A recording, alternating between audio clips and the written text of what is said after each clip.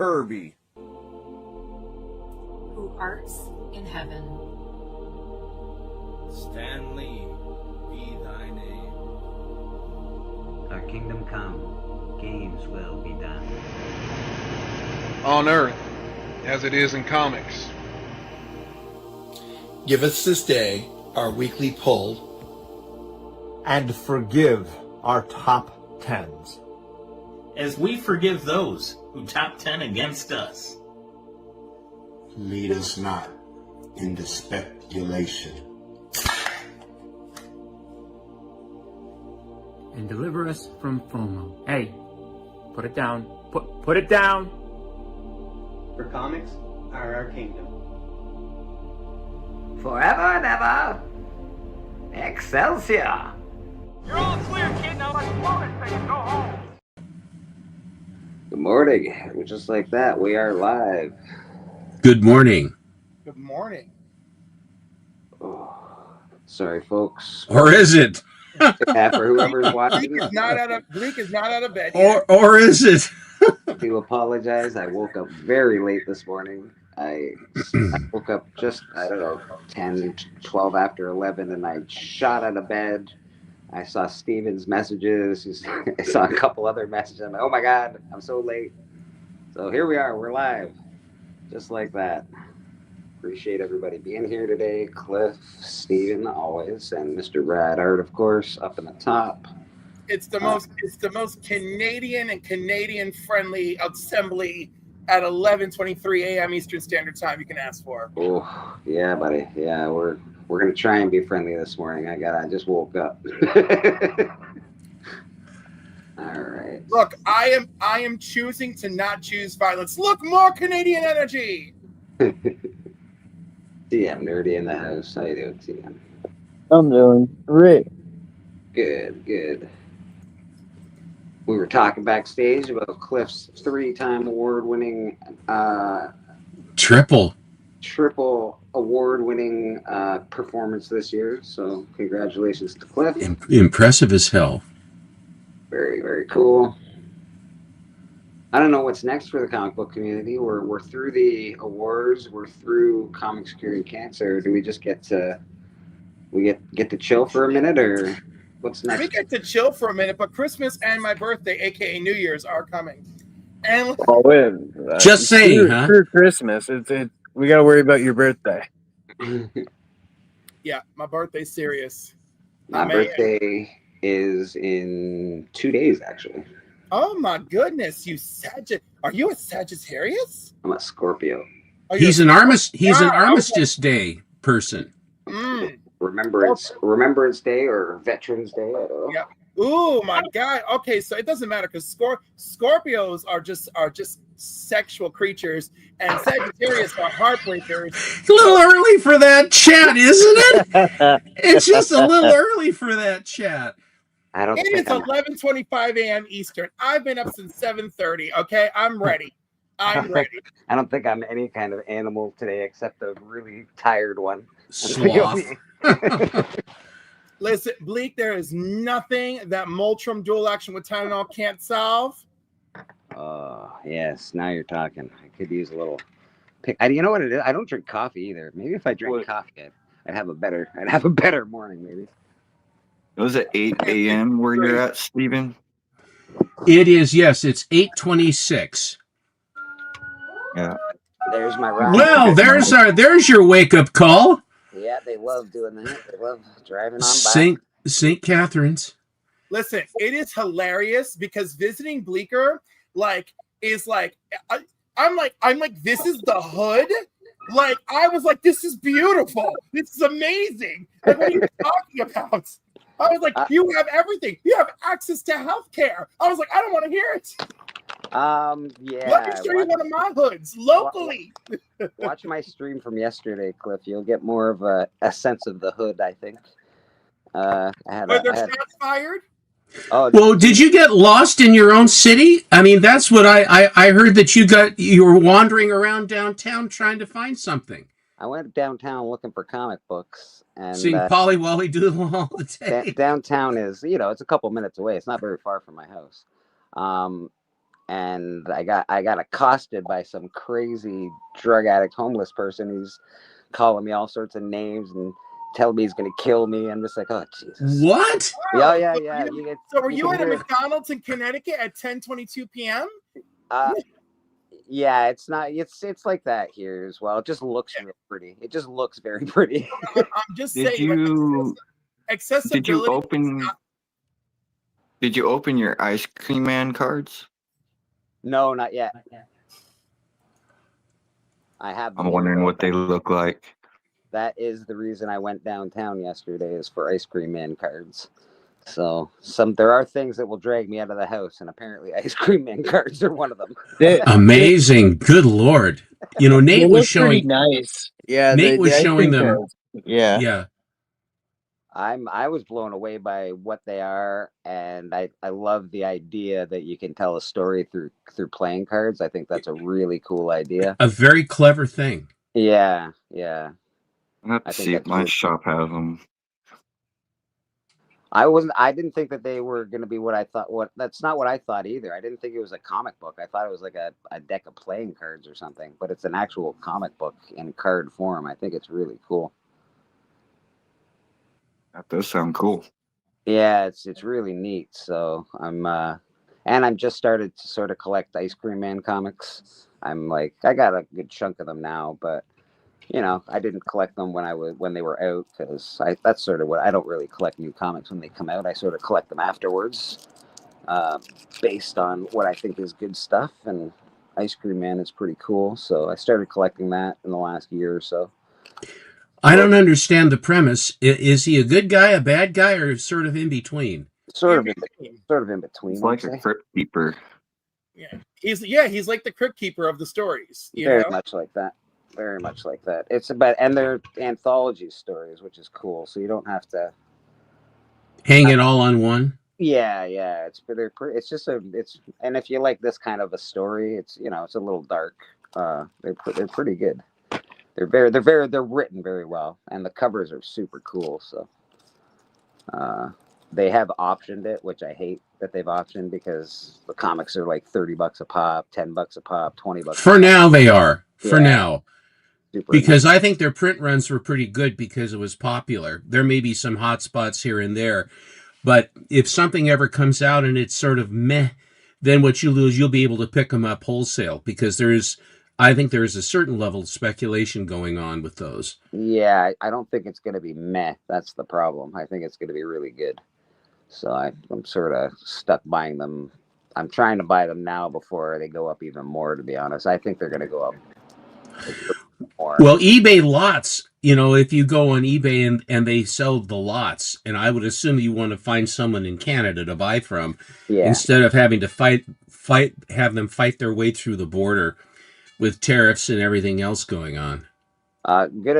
Oddly enough, good thing, tariffs, because I have done some mailing now. I finally figured out how to mail comic books in Canada again. There's no tariff for comic books, which is it's a nice thing. It was periodicals, wasn't it, that they have an exemption, but you have to have the right code or something like that and stand on your left foot. And I don't have that. I don't know the code and all. So we use a thing called Zonos here in Canada now for the post office. They use a program called Zonos.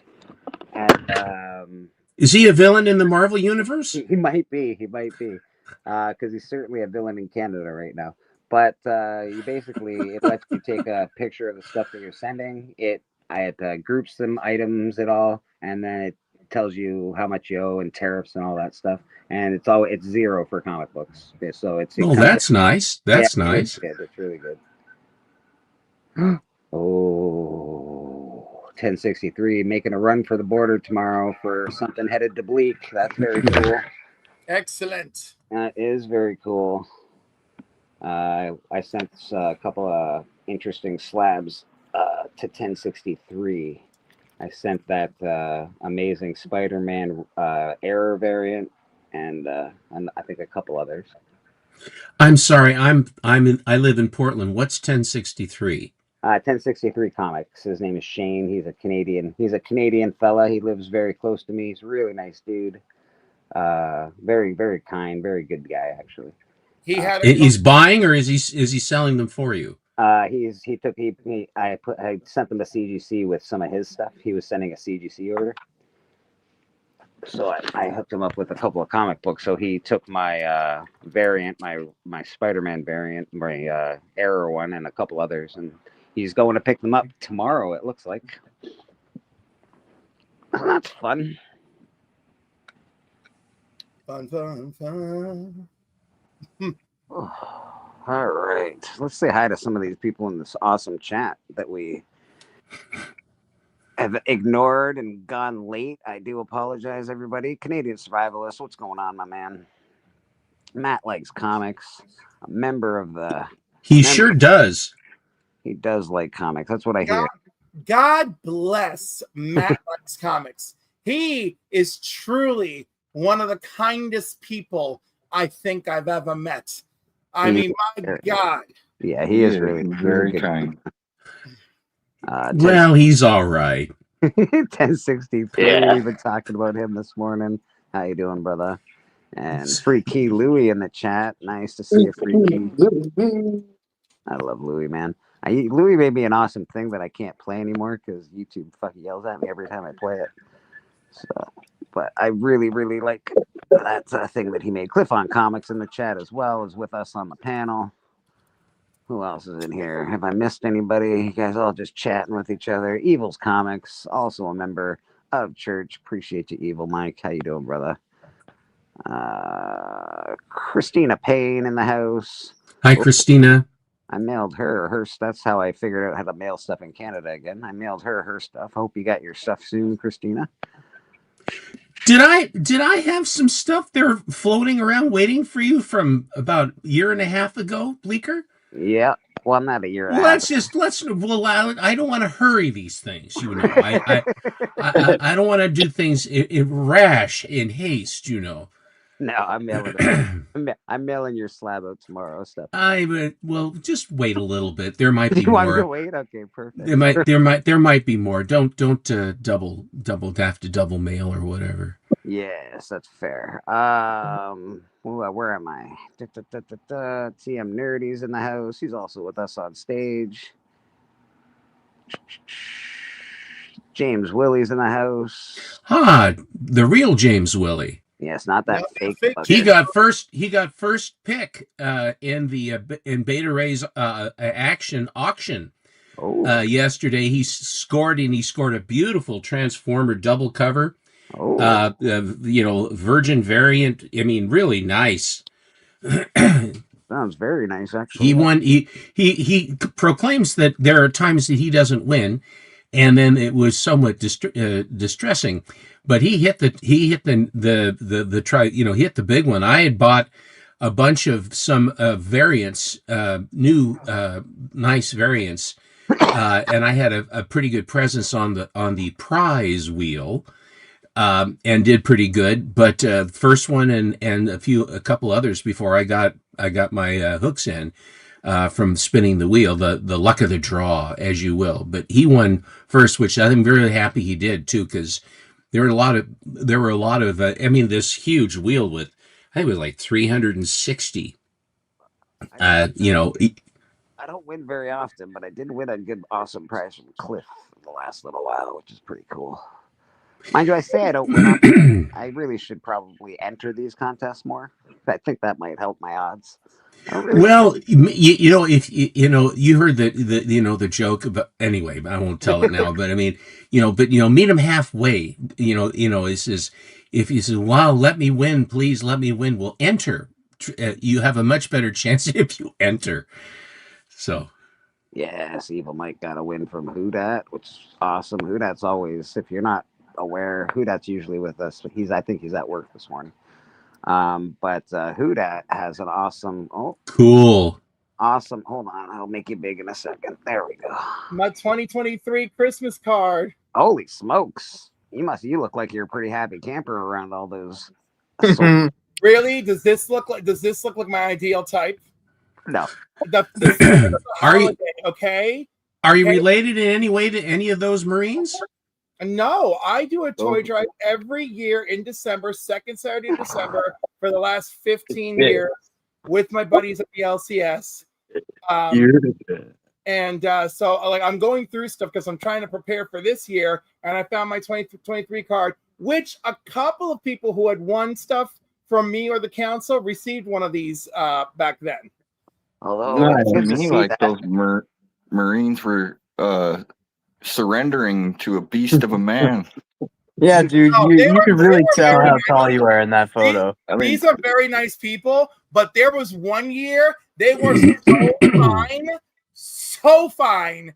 Like if you think I look joyful here, oh my goodness, I look like I was ready to jingle all the way and deck some halls.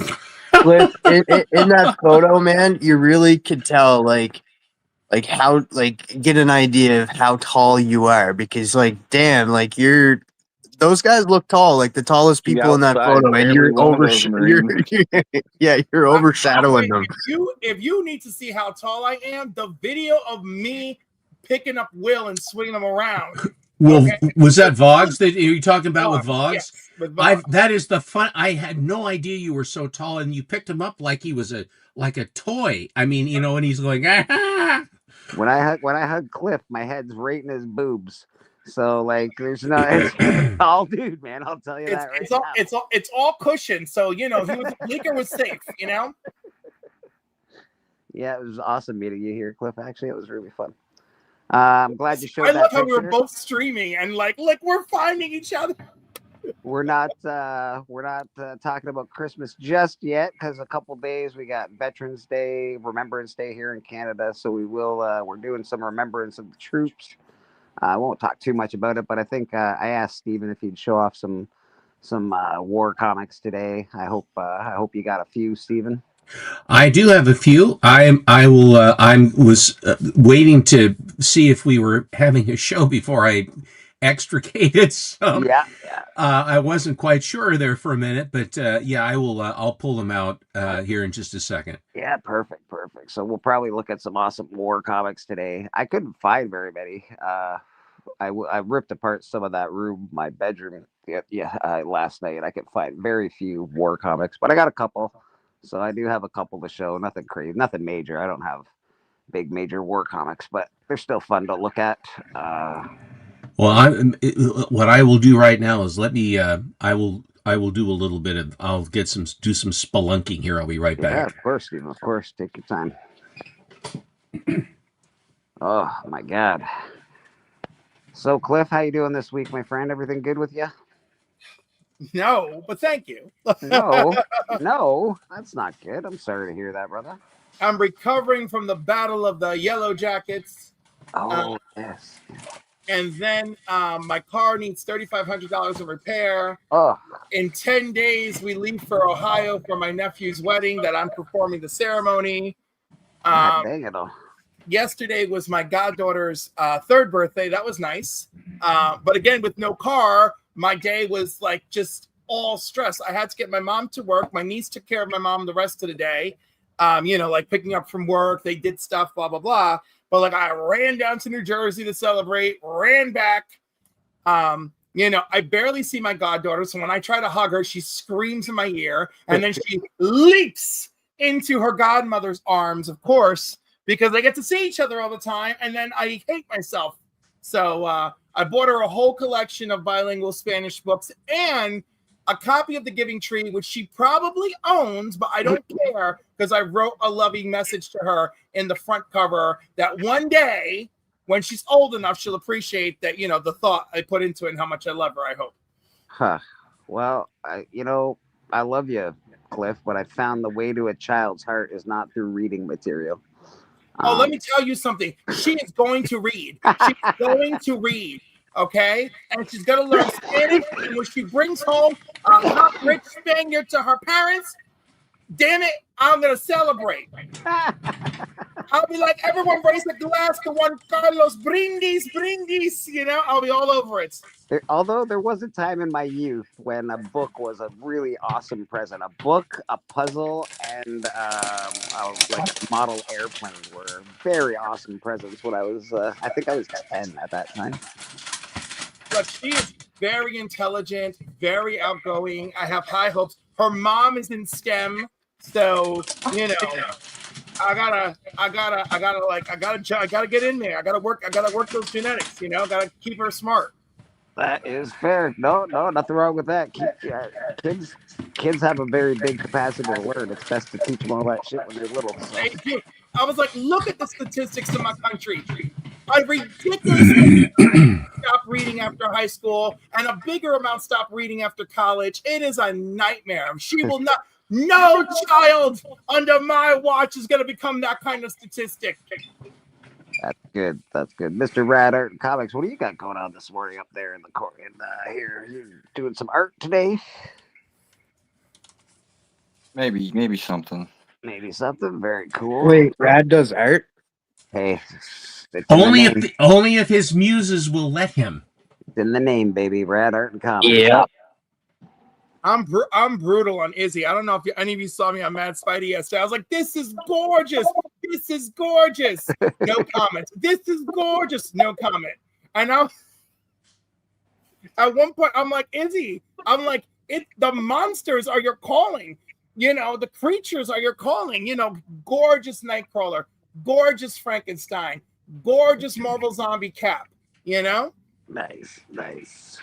And yeah, he's looking good these days. His art's looking really nice. He's sharpening his craft. Sharpening. Yeah. I'll have to buy something from him one of these days. Yeah, he's definitely looking good. Steven, wearing the colors this morning. Appreciate you, my friend. I have to. Always awesome for church. Awesome. So I went to and I did get Skin Break. I was really looking to get Skin Breakers at the comic book shop yesterday. And I only got issue 2, and they didn't have any of the small issues. They only had the Treasury size. So I bought the Treasury size issue 2. So I still need issue number 1. Issue number 2 of what? Skin Breakers. I'm very interested in this comic book, Steven. Skin Breakers. Yeah, yes. the art looks amazing. David Finch, it took him like 7 years to do the art or some nonsense. Like this book, it's really something else. Oh, it's laid out landscape too, I understand, and it goes border to border, and it's all very. Oh yes, that does look interesting actually. Yeah, there's like a double splash pages in it and stuff. The art and the colors are beautiful in the book. The art is so awesome. So I really want to collect this series. There's not a lot of new series that I collect, but this is really Like it looks a normal great. comic book, but David Finch drew on oversized paper. Yeah. He used 24 by 24 sheets and then filled it in completely. Yeah. Yeah. It's amazing. amazing. You technically have issue 1. Oh, yes, that's fair. So right now I've got this issue number 2. I was gonna say the whole thing's done. Edition of it, but the art on it is just something phenomenal. It looks Aztec-y somehow to me, like sort of I don't know. Yeah, it's definitely got an Aztec feel to it, or with samurai shoulder pads, right? Yeah, real sort of Conan Aztec-y kind of feel to it. Damascus blades. Yeah. And it's just awesome. Warcraft. The art is amazing on it, so I'm looking forward to that. And picked up some Ice Cream Man issues, little back issues. Nothing crazy. That was issue 2 you got? For that Skin Breakers, that's issue 2. Okay. That must just came out. Yeah, I think it just came out this week. I didn't realize it just came out this week. I didn't either. looking I for have to get it. It's the art in there. It's fucking awesome, dude. It's really good. I'm pretty blown away by that. Actually, that's some. What issue 1? I do not yet, but I think technically I do. I believe TM said he's got an issue 1. He might be able to part with for me. Steve, wait, how you doing, brother? Good to see you. Steve the Voice. All right. There we go. Hello, Steven. Yeah, so that was fun going to the comic shop. There wasn't anything, they don't have any wall books or anything like that, but it's still fun going there. Some decent back issues, nothing amazing. Most of the good stuff's been ripped through, pretty good. So, but you can still find something if you want to read. A lot of new stuff, like I said, you can find a lot of new stuff in their back issues within the last 5 year kind of stuff. Yeah, it's awesome, man. I really like the Skinbreaker. I haven't read it yet. I've heard good and bad things about it. But, it's been 2 issues, guys. Let's chill out. Let's give them a few issues. I don't know why anyone had anything bad to say about it, because it has been, there's rarely in the modern era do I get a book that pulled me in on issue 1. And I felt like every issue 1 did everything to pull me in. Super spectacular, gorgeous artwork, and actual story. Yeah, everything was there. Everything I did, a good cliffhanger on issue 1. Set me up. I'm with you, Cliff. I'm with you, buddy. I'm with you. I think it's awesome. So looking forward to it. And how can you miss? That guy almost hits home runs every time he writes a book. So what is it? Kirkman and Finch. David Finch, yeah. And David Finch is a fabulous artist, period. But to give him a 6-year lead time to put out his most masterful work yet. One of my friends actually said his criticism was that the work was too good, too clean, too perfect. And I was like, every artist should dream that they have a work that goes down with that in history. That art looks too good. I don't like it. I hope somebody says that about my art one day. That art's too good. I hate it. It's awful. No, he didn't hate it. He said it's too good. But I was like, it was just but I'm like, it's amazing. Yeah. It's amazing. My God, geez, Jim Lee, take a note and do something with yourself before it's too late. I looked at the Treasury Edition #1s online. They're already going for $100. I'm just like, holy smokes. Gonna have to wait on that. I'll be right back. Yeah, of course.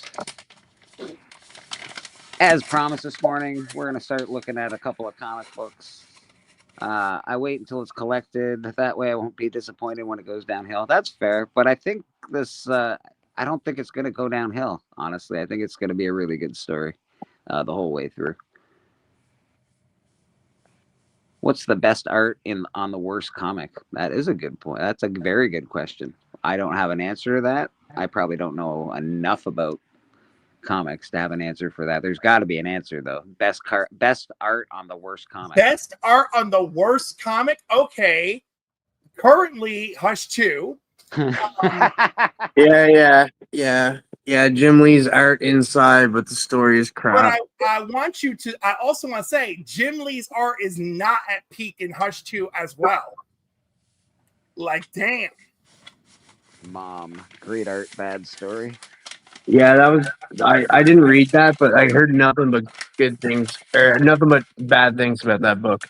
That was the one done by the girl who played the Targaryen girl. Oh, okay. Well, if anybody would know, it'd be Evil Mike. He does. My favorite thing to hate. Gorgeous artwork. I think an atrocious and wasteful storyline. Dark Crisis. I hate it so much, and Daniel Sanford's work, gorgeous. I didn't think it was that bad. TM, what is name something redeemable about it, other than the artwork? I don't know. Just tell them what you liked about it. Shut them up. Shut them up, TM. Say this It's awesome. too early for this. I know, but the thing is, I hate it so deeply, and I think Mark just likes to argue with me, or maybe he really does like it, but I am just it is not worthy of the words on Infinite Earths on it, nothing happened, I have to admit that I did not read Dark Crisis. That is one of the Crisis books. And thanks to me, you'll never have to. Yeah, you'd think it'd be right up my alley, being called Dark Crisis and all, but apparently I'm gonna have to check for myself what would now. be up your alley? The Batman one-shot from Dark Crisis would be up your alley. Oh, okay. It is a psychotic trip down a road of like what Batman could be under different circumstances, and it is crazy. Well, my boy Snyder gets a lot of guff for his writing, and I like Scott Snyder's writing. So, And I like when he's not being repetitive. That's fair. And I actually like him, but although he did something recently that pissed me off, and I forgot what it was, but I was like, I'm glad that I accused him of being my grinder date. Now, there's what's really funny. He was blindsided, but Greg Capullo took it like a champ. I said, "Are you two dads for one chub? I'm looking for my grinder date." And Greg Capullo started laughing hysterically, and Scott Snyder was like, And if any one of you ever meet Greg Capullo, he's the guy you want to take to a bar. He will play air guitar with you while he's signing your stuff. Like Greg Capullo's, he's like a fun, awesome dude. He is so great. So the day before I said they were my grinder date, I ran into him on the floor at Terrificon, and I pulled him aside to tell him, I was like, the first time I met you was, back when I was 17 years old at the Kingston Armory. And he's like, oh my God, Kingston Armory, New York, so long ago. I'm like, I know. I was like, but it's one of my favorite memories. I was like, and then I tweeted you about what a class act you were when Scott and Rob Liefeld were going at it on Twitter. Right. And I was like, you're still a class act today. He's like, oh, that's so great. So he gave me a little bit of a hug handshake combination. Nice. So the next day when I made the grinder date joke, he laughed his ass off. And I'm like, oh, I love this guy. And let me tell you, he's a funny dude. You want to take that guy to a bar if you're a drinker. But let me tell you, definitely want to go drinking with that guy. Let me tell you, when I was 17 and he was 20 something, oh my God, wow. Oh, Callie, I was up late with Callie last night. We were chatting about Murder King, of course, and life in general. And Callie had to work. I'm so shocked that you made it to work at all, Callie. I woke up late. I was late for my own show, but half hour late for my own show. So, not great. But Callie, you're awesome, brother. I love you, man. There you go. Have a great day at work, my friend. Yeah, Capullo's awesome. There's a few awesome people to meet. I really liked the one Simpson artist. He wouldn't even take money. It's like, you have to take money. I was begging him to be paid. It'll come to me. I'm bad with names, but he's a great artist. Bill Morrison? No, not Bill Morrison. No, definitely not Bill. Ortiz, I believe. I can't remember. I have his signature on my book. I'll have to go read it. But great dudes. Some people not so much. But you know what?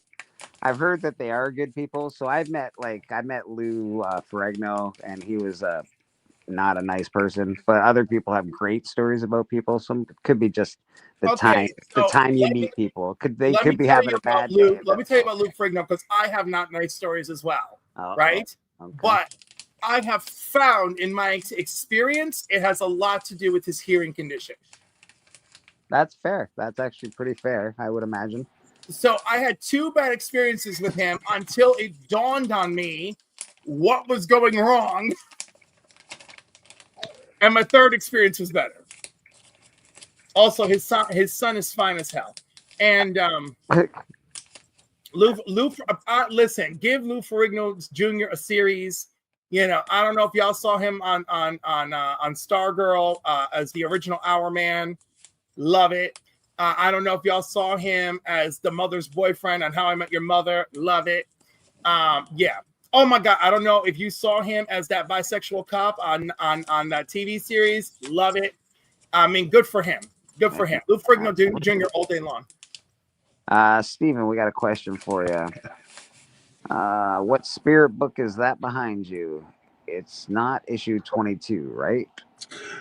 That's actually a poster. That it is Spirit 22, but a different read on it by Shane McCormick in Ireland. Dude. I have been showing Rad's art with great regularity because it's beautiful and I love it. So I just wanted I like to have them be appreciated fresh, as it were. and I rotate some Shane McCormick, and then I also have Linsner's and a bunch of other stuff that I like to put out. But yeah, it's Spirit 22, his spin on it. I actually have two Spirit 22 homages that Rad did for me.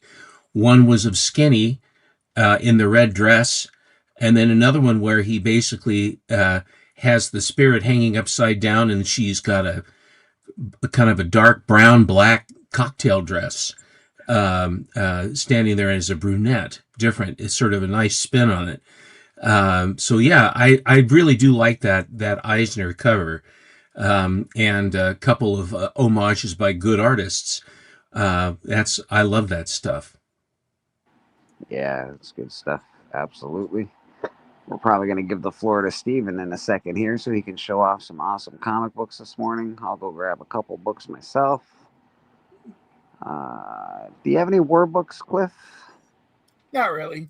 Not really. Yeah, for some reason I don't seem to have any, even though I love them. I don't have very many in my personal. Yeah, I don't particularly like love them, and like I have like a few here or there. Many times I just pick it up. If I pick it up, there's like a sentimental attachment, or I'm like, oh, this will be nice in a future giveaway. Yes, yeah, I think I've given a few of them away myself, to be honest. I had some nice 12-cent roughnecks or something like that. I can't remember. I think that's what they're leather necks. I know it sounds absurd. It may sound absurd to some people, but comic books were always my escape from reality. So the majority of war books would not qualify as an escape from reality. That's fair. I think it did for me. I loved war movies when I was a kid, like the old black and white war movies. I loved all that stuff. So war books were right up my alley. I don't know why. Just as always, I've always enjoyed them. War is not great, obviously. I don't ever want to go to war. I think it's awful, but there are soldiers that did die and give us the freedoms that we now enjoy today. So, that's why we celebrate them tomorrow. That's yeah, that's it, man. That's exactly it. So let's get to Steven here. He's going to show off a few books. Oh, Steven, he's a big award winner for the Monday Night Special, CBC award winner. Well, thank you. We'll see. I'm looking forward to getting the hardware. Of course, you're going to need a trophy case, Bleak, for yours for all four. Wow. You gotta. I'm not near. Well, Cliff's gonna need a trophy case by the time he's done. Instantaneously. I love it. The two I've previously won and the three new ones. I'm very. It's a 5-time award winner you're talking to. You're a wiener. Man, oh man. And I'm an awfully big one too. Oh my. I don't mind. Oh my. Steve, actually, some Brit comics. Never mind that. Some Brit comics are amazing. Judge Dredd's one of my favorites. So, yeah. I do want to acknowledge Cali Comics comment. Let's take a second and ask everyone to keep Christina Payne and her dad in their prayers. Yeah. Which I think is fair. I think most of us already know what's happening. Yeah. Please let's send love, positivity, prayers to Christina and her family. I'm sorry she's having that problem. Yeah, it's her family member. Yeah. I back in about 1989, I walked into my local comic shop, and the guy there is a good friend of mine, and so some guy had gone to there was a find of comics, an original owner collection of books, and it was GI Combat, which is of the big five with DC. It's my favorite. I'm sorry. Oh, we lost you for a second, but you're back. Okay, sorry about that. But anyway, so the Haunted Tank is my favorite, and so he had a run of them. And he said, how would you like to have the first appearance of the Haunted Tank? And I said, sure. I said, how many do you have? And he said, and he had a short box of GI Combat that started just before the haunted tank started, and then all the way up to the end. And not a short box; it was actually a medium-sized box. Anyway, but the long and the short of it was, I said, well, how much for all of them? And so then he did a calculation, and I bought them all, I think, for like $600 or something like that. But there's a zillion of them. And finding the war books that were always very well read, I realized that war books don't wind a lot of people's clocks in the younger people. But when I grew up, it was World War II was very close, and the Korean War had just ended. So the culture that I grew up in was very much in tune and also informed and taught about what happened very specifically. And so, whereas today I don't believe that there is the same focus on what actually happened, when I had friends whose family and their family, everyone that was, my father was just a hair too young to go into the war, as was my mother. Mom went into the Red Cross, and Dad worked at Swan Island putting in wiring on Liberty ships, which were the ones that basically won the war for us, because we were able to take all the manufactured goods that we had to supply all of the Allies with the material they needed to prosecute against the Germans and the Japanese. And as a result, all of those Liberty ships that were created, Henry Kaiser and his production techniques made it so that they could create them and produce them in great numbers. They weren't the most fantastic ships in the world, but they absolutely got the job done, which is, of course, the whole point of it. So in any event, so the haunted tank, and my brother Doug and I both collected, and Enemy Ace and those others that were there. Enemy Ace was quite a departure, because it was the first title that featured an enemy as the hero. And after the first issue, they had a thing in the back. They said, we don't want to, in not so many words, we don't want to offend anybody. If this bothers you, we're going to chop it. But everybody embraced it, because it was not so much that it was in favor of the Germans in World War I. It was basically, surprisingly, a heroic anti-war book, because they all were in the killer skies, as he called it.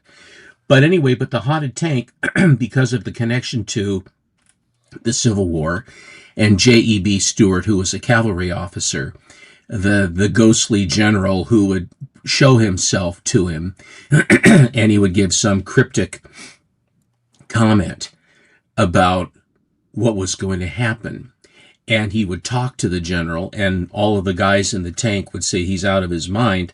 And then a couple of the guys, like the driver or whatever, Arch or whoever it was, the gunner, would always say, hey, if you had your head sitting out of the turret all the time, you'd be crazy too, because we're down inside the tank and he's got his head out there, with all of that. And then, of course, you have the beautiful art of Russ Heath and Joe Kubert.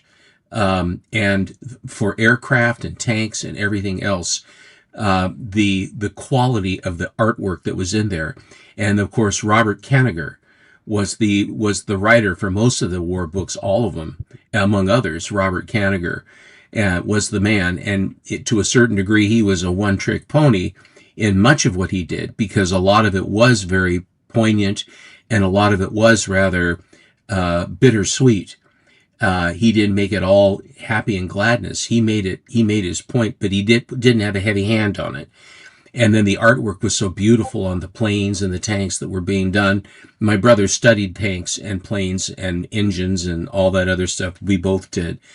And so I have a very affectionate view towards these in my youth, because they were a positive thing for good going against evil when that was still a thing post-war II.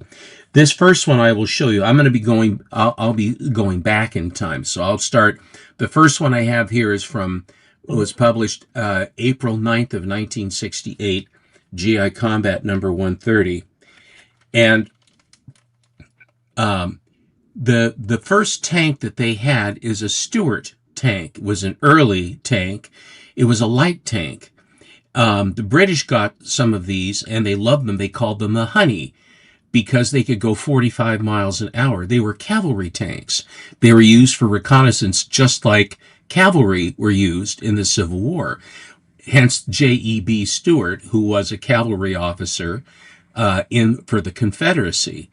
And that's the other thing too. His namesake was a Confederate, not a Union character. So there were various things that were done that touched on history that in not a negative way, but just acknowledging it. And here's the ghost. The ghost of Attila the Hun is fighting with the ghost of J.E.B. Stuart. I was gonna say that guy's not from World War II. He's got too many. He's a little. Oh no, it's that kind of a thing. But the Stuart tank had only a 37 millimeter cannon, and they always showed it going up against Tiger tanks, which is of course ludicrous because the Tigers were so powerful. They were knocking out Shermans left and right until beginning to tank history. Yes. Oh, here's 129. Love these GI combos. I gotta say, I do love Haunted Tank. Haunted Tank, not grounded in reality, therefore much more appealing to me. That was the whole point of it, was that there is a sort of a supernatural, the spirits of lost soldiers and the heroism that was involved. Even though he was on the opposite side, he was very well respected because he was an American as well. Yeah. We lost more Americans in the Civil War than any war because everybody that died was an American. Oh, wow. Look at that. The tank got an upgrade. That's awesome. These covers are so good. That's the thing. Some of these war covers, amazing. Especially it doesn't hurt to have Kubert on your book. It does not hurt at all. Yeah, it doesn't hurt. It does too. He hurt 5 people when he made that book. Oh, hello, Chris. How are you? One guy walked up to him and said, "Hey, is your name Joe Kubert?" He said, "Yeah." He said, "Oh yeah," and then he smacked him. And he's like, I didn't deserve that. And then someone's like, "Hey, he didn't deserve that." And then Joe smacked another guy. Then as he smacked the guy fell into a little kid.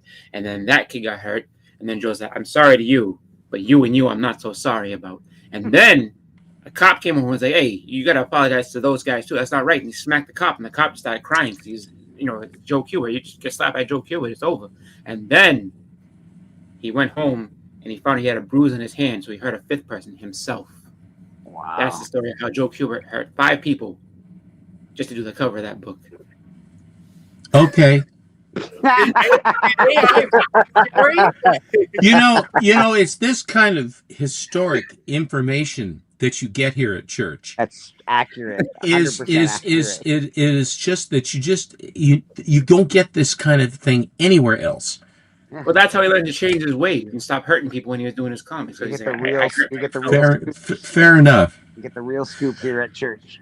I love the color strike on this one. It's just amazing. Purples and oranges, greens. Oh my. Mm-hmm. That's beautiful. That is really nice.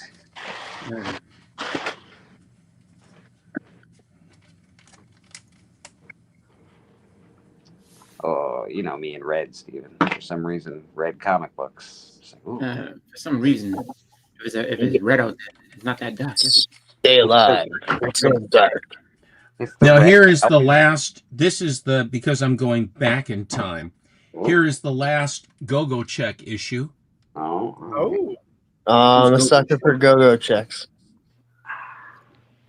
I always call them taxi cab covers, girl. Does that say scratch that tank? Scratch that tank. When you scratch one bomber, scratch one ship, scratch one, in other words, a victory where you destroy the enemy, scratch one tank. That was an expression. And Johnny Cloud, who was the Navajo ace, and Irv Novick drew Johnny Cloud. And one Christmas, my mother asked both my brother and I what comic we would like a subscription to. 2-year subscription.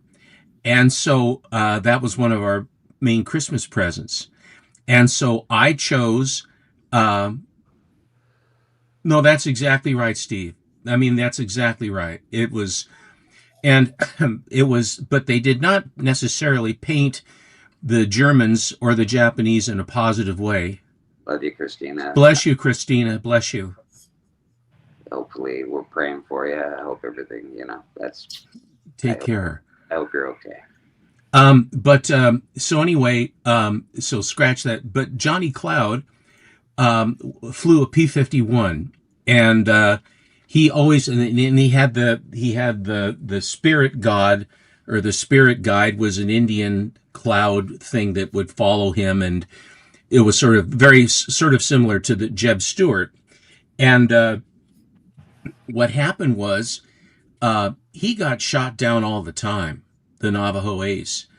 And when my brother wanted to order, his favorite was GI Combat also.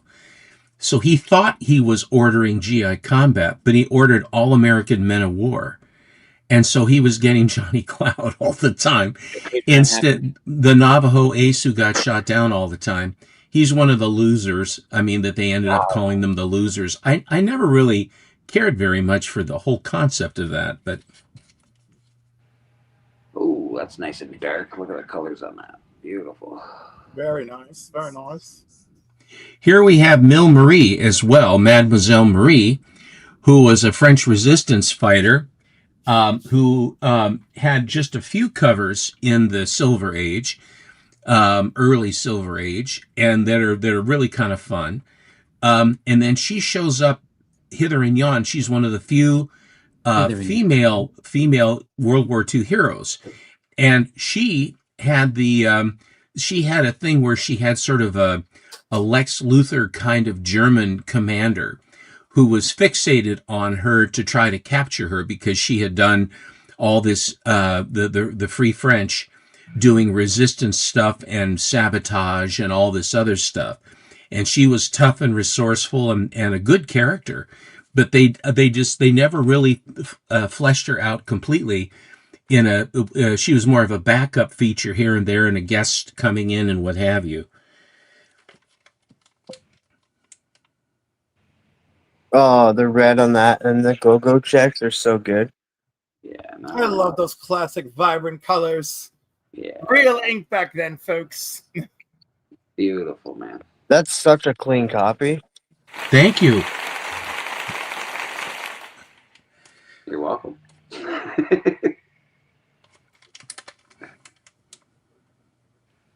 I found the fun the board down here, so guys better watch out. Uh-oh.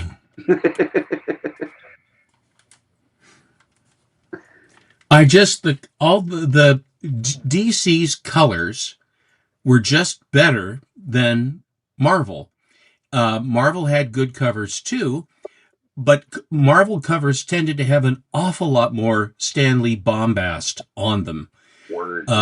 And I thought that at times arrows pointing and all this other, all the bombast that a lot of guys grooved on.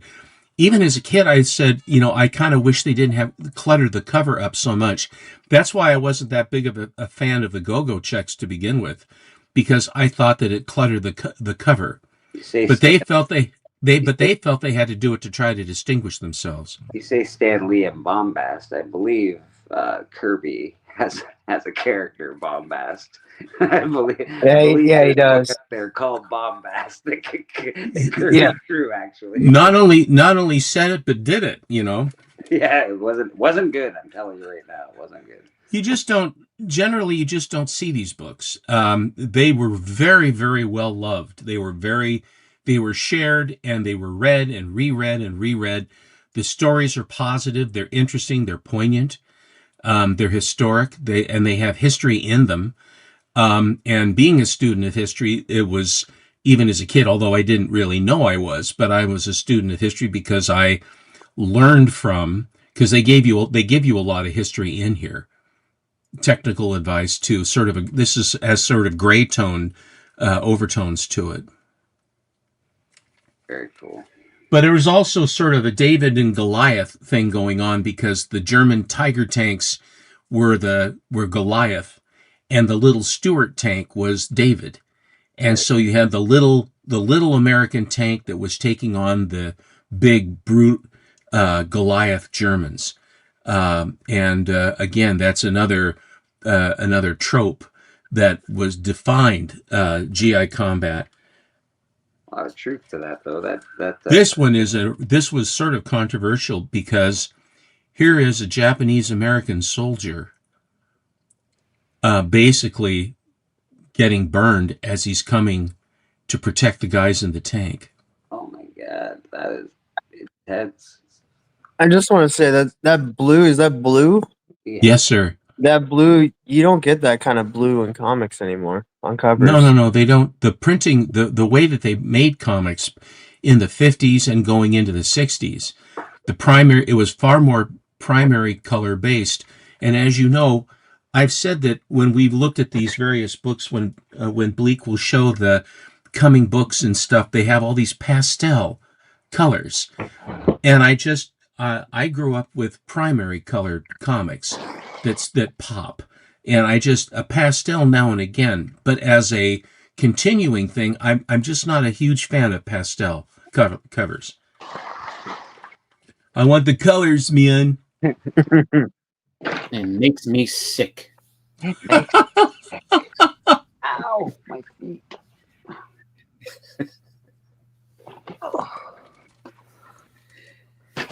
I stepped on part of the Millennium Falcon. It hurt. I mean, the reds are sharp, the yellows are sharp. Beautiful. So, the crisp blacks in the inside of the letters there, very nice.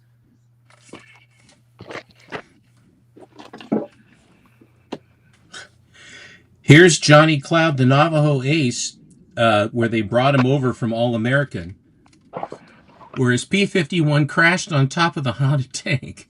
So he cost the government a fortune in P-51s, but nevertheless he shot down a whole bunch of Germans. It's interesting that they gave four machine guns on the wings, 50 calibers, when I believe all they had was 6, but that's okay. We'll go with that. The interesting thing about have you ever heard the expression the whole 9 yards? Mm-hmm. No, okay, anyway, the whole 9 yards, you say, where did that come from? And it became that you've done everything. How much work did you do on this project? I gave it the whole 9 yards. Well, the 9 yards statement came from a P-51 because each gun had 9 yards of ammunition. And so when they would come back, did you hit the railway station? I gave them the whole 9 yards. So that's where that term came from. It was the amount of ammunition that P-51s carried for each one of their 50 caliber machine guns. Never heard that. That's cool. I thought it was from football. Well, I mean, it would be a logical assumption. Now, Russ Heath also did covers with the Haunted Tank at times as well. And Russ Heath is also a very, very gifted artist, and his style. Who is that? Marilyn Monroe? I don't know what just happened there. I don't know how you got off of that main roster, but I'll put Rad up real quick. It's lovely, Rad. Holy smokes. I'm just doing a charcoal. Very cool. All right. Sorry about that, Steven. I don't know what happened. That's all right. Let me get you back up. There we go.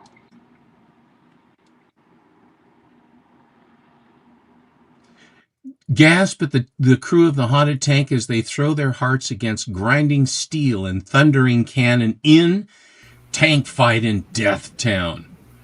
So we got that going for us. That's a pretty busy cover too, actually. Very busy on that one. Here's another great one. I mean, they're just I just love these covers. They're really beautiful.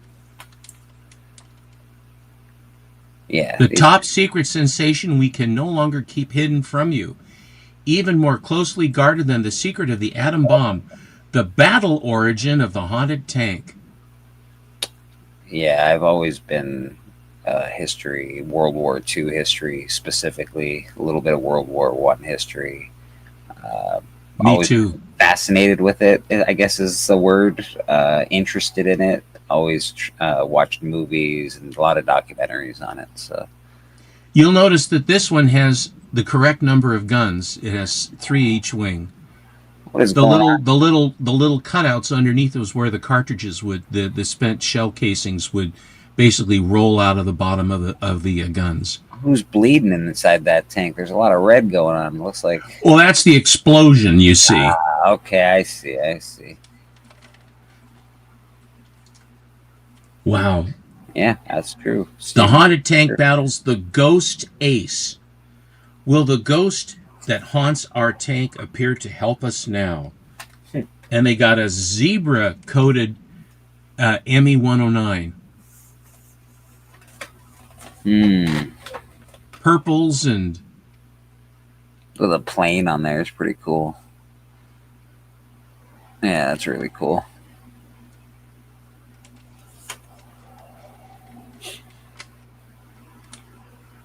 There she is. Look at that. When you look at this tank, the haunted tank, you see how it looks right there is pretty much how it actually looked. I mean, just sitting high and really narrow and tiny. Oh, it wasn't. That's what they were. It wasn't a great tank. I'll tell you that. Like it was okay. Yeah, not comparatively. Yeah, not comparatively to what was going on as far as what the Germans were throwing at them. That's for sure. But they were fast, and Yes. that was the thing. They could hit and run, and that was pretty much what they did. They were the reconnaissance tanks, and then the larger tanks like the Pershings and the Shermans that would come up. They also had Grant tanks, which is the first heavy tank we had, and that was the tank that Humphrey Bogart was in the movie Sahara. And they had two. They had a Grant and a Lee. They were both the same. They were, except one had a different turret configuration and one extra guy on the inside. But those early Grant and Lee tanks then morphed into the Shermans, and then from the Shermans into the Pattons. But the Pershings came after as well. There were always refinements that they did. And part of the problem they had was that the German armor was so thick on the Tiger tanks that the 76 millimeter or 75 millimeter low velocity cannon that was on the Sherman just bounced off. My brother read this story about one German tank commander, and they fired at the tank and it hit the turret, and the German commander popped the hatch. And he stood up, they're all looking at him, and he takes out a handkerchief, and he wipes off where the shell hit the turret, and he waves, and then he shuts the thing back down, and the guys are going, damn, baby! You know, I mean, it was, but then they put the heavier, the high-velocity tube cannon on the Sherman, and unfortunately for them, those things really did wipe them out in the tank destroyers, because we were knocking them out quite heavily. And of course, tanks were being knocked out by P-51s and P-47s from the air as well, and P-40s for that matter. All the ground attack, ground support aircraft would knock out tanks to help. And actually, they would be called in if there was like a pillbox or a machine gun nest and things like that, or artillery that was raining on them. They would call it in. My dad told the story about in Korea that these army fellows were basically pinned down, and they had there was a problem, and they were calling for artillery support to knock them out. And so then he said then the guy heard on the radio sort of a different voice. He says, "We hear you. What are the coordinates?" And so they gave him the coordinates, and then a few minutes later these shells come rolling in. And they're off by, I can't remember, 75, 100 yards off, and they gave him the correction. And then they rained the shells down and just completely destroyed this huge battlement. And it turned out that it was one of the battleships offshore from about 2 miles out that was dropping these shells exactly from a ship out. You want to talk about, the Navy, pretty amazing stuff. Oh, very cool.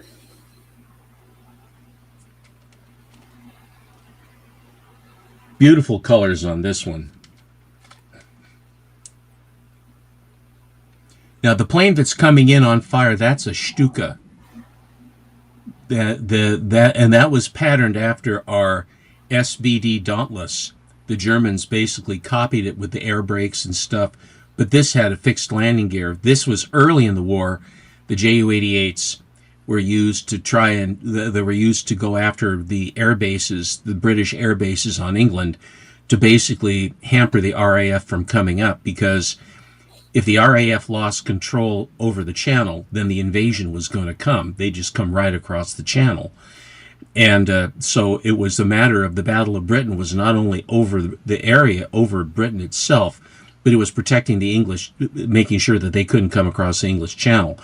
And air superiority was the key to that, because if the Brits lost air superiority, then there would be no way to stop the invasion. And so that was why it was such a very near thing. But the Stukas were slow, and so once the Hawker Hurricanes and the Spitfires came in, they were shooting Ju-88s out of the sky left and right, and so they basically put them back. They brought them. They were backline aircraft that were used for ground support rather than being in offensive. They lost a whole slew of the planes, but they were dive bombers, and they put air sirens on the wings so they would scream coming down on purpose. It was a terror weapon. They would hear that scream of these things coming down. If you've ever watched any of the films, you'll hear it. It was quite. I think I've watched all the films, to be honest. I've watched a lot of war movies for some reason. Oh, there you go. This one was also there. That's a Focke-Wulf that's right there. This is interesting. Sorry, a what? A Focke-Wulf. Stop swearing on TV. I'm sorry. Come on. They had things where they would go into kind of sort of like a trance thing, where they would have a World War I tank. All of a sudden, they're in a World War I tank, and then they also had Pipers, because the British would have Pipers playing during the war. They would lead them, marching and also into war. They had the Pipers. Oh, Comics Embrace. Yeah. I heard they used it as a timer too. Once the air horn got to a certain rhythm, it was time to pull up. Eesh. I think that's true. The sirens, yeah. Yeah, man. I'm very happy that I've seen war. Obviously, we've seen it in our lifetime, but it's not to this degree, not to this like World War I and World War II and Vietnam. We've never seen anything like that. So, well, the first war was unnecessary. Mm-hmm. There was no reason for the first war. It was ridiculous. It was ridiculous alliances with smaller countries where the bigger countries came in. And they had everything. It was the society, the world was in such beautiful condition before the war, and it was for nothing. Yeah. And my grandfather was in it, and I remember he told one story that when they came across the Atlantic to get there, they were basically attacked by submarines just outside of the port of Saint Nazaire. Which was their port. There were other ports that the transports were coming in, but that was the one that they were coming in, and they were attacked and survived. They basically eluded it and got in, and then the first thing they did was then they were used as dock workers, and they went over to where they had housed the boxed up Model T ambulances in ships, ready to go, and they pulled them out of the ship and then they built them right on the deck. I believe there's your grandfather right there. There he is. He's wearing a French helmet because the French asked us at the beginning, they said, the Americans said, what can we do to help you? And Joffre said that if you could have, the first thing you do is to have people help our wounded, we would appreciate it. And then all of the poilus who ended up going up to the front to fight rather than being the support, Grandpa basically then applied to be a ambulance driver, and Harvard was where he was, and he basically, Harvard had more people in ambulances than any other college, all manner of colleges across the United States, and they all stayed together as a school. So they're groups that they had together. And the thing is, that's the Model T ambulance that they trained on at Camp Crane. It was in the Lehigh Valley. And it was interesting because when they got over there, they did, the Red Cross, by the way, knit that sweater he is wearing. And that was on a fairground because they didn't have any, they were the first ones there being trained. There he just got he had the inoculation, where he got an inoculation to go over. I thought it was a tattoo. I said, I didn't know that Grandpa had a tattoo. And then I looked at it, and what it was, he'd been some goofball jammed him in the arm with one of the shots they had before going overseas.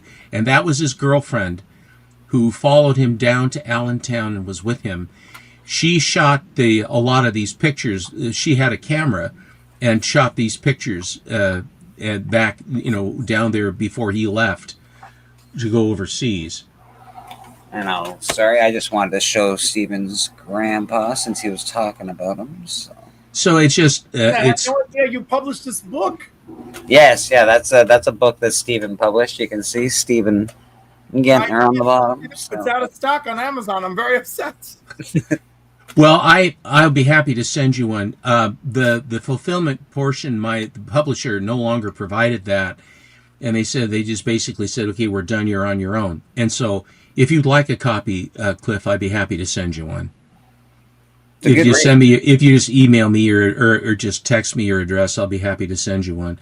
But the thing about it was that when they got there, my grandfather told me this, that they had basically survived getting there. They built their ambulances, they built the Model Ts right on the dock and then drove them off. That's what, and so they basically, he was very proud of the fact that they basically built, the Model T was like a kit car that they built on the dock at Saint Nazaire. And they basically, as they went into the first town, he said that this Frenchman walked up to me. Grandpa spoke French as well as German. And he said, how are you in French? And this guy lit into him. He says, get the hell out of my country. We don't want you here. Get out. And I said, you're kidding me. He said, no, here we are. We barely got in. We almost got killed. We're coming over to save their soldiers, to rescue them from their injuries at the front. He told me, he said, the thing is that the Germans, artillery and machine gun fire killed so many, mostly artillery. The Germans were damn good at that. And he said that what they would do is the roads that they had, the supplies that they would be bringing up by truck, if they could blow up a truck, it would block the road, and then more would come up, and then they'd have all these targets to basically rain shells down on. And he said the thing was that they would target the ambulances. And so what he said was, when you were driving back from the front, taking the soldiers from triage back to the field hospitals, he said you had to drive fast enough that they couldn't zero you. They couldn't zero in on you. And if you went too slow, they could hit you. But if you went too fast, he said, you kill everybody in the back of the ambulance that are wounded. He said, so I had to drive as quickly as I could and not kill all the guys in the back. And he did this for months. Yeah, it's got to be hell, man. It's just got to be hell. It's got to be hell. It was, and then, but knowing someone. How was he after the war, Stephen? Did he? There was no PTSD at all. Nothing. He hurt his back.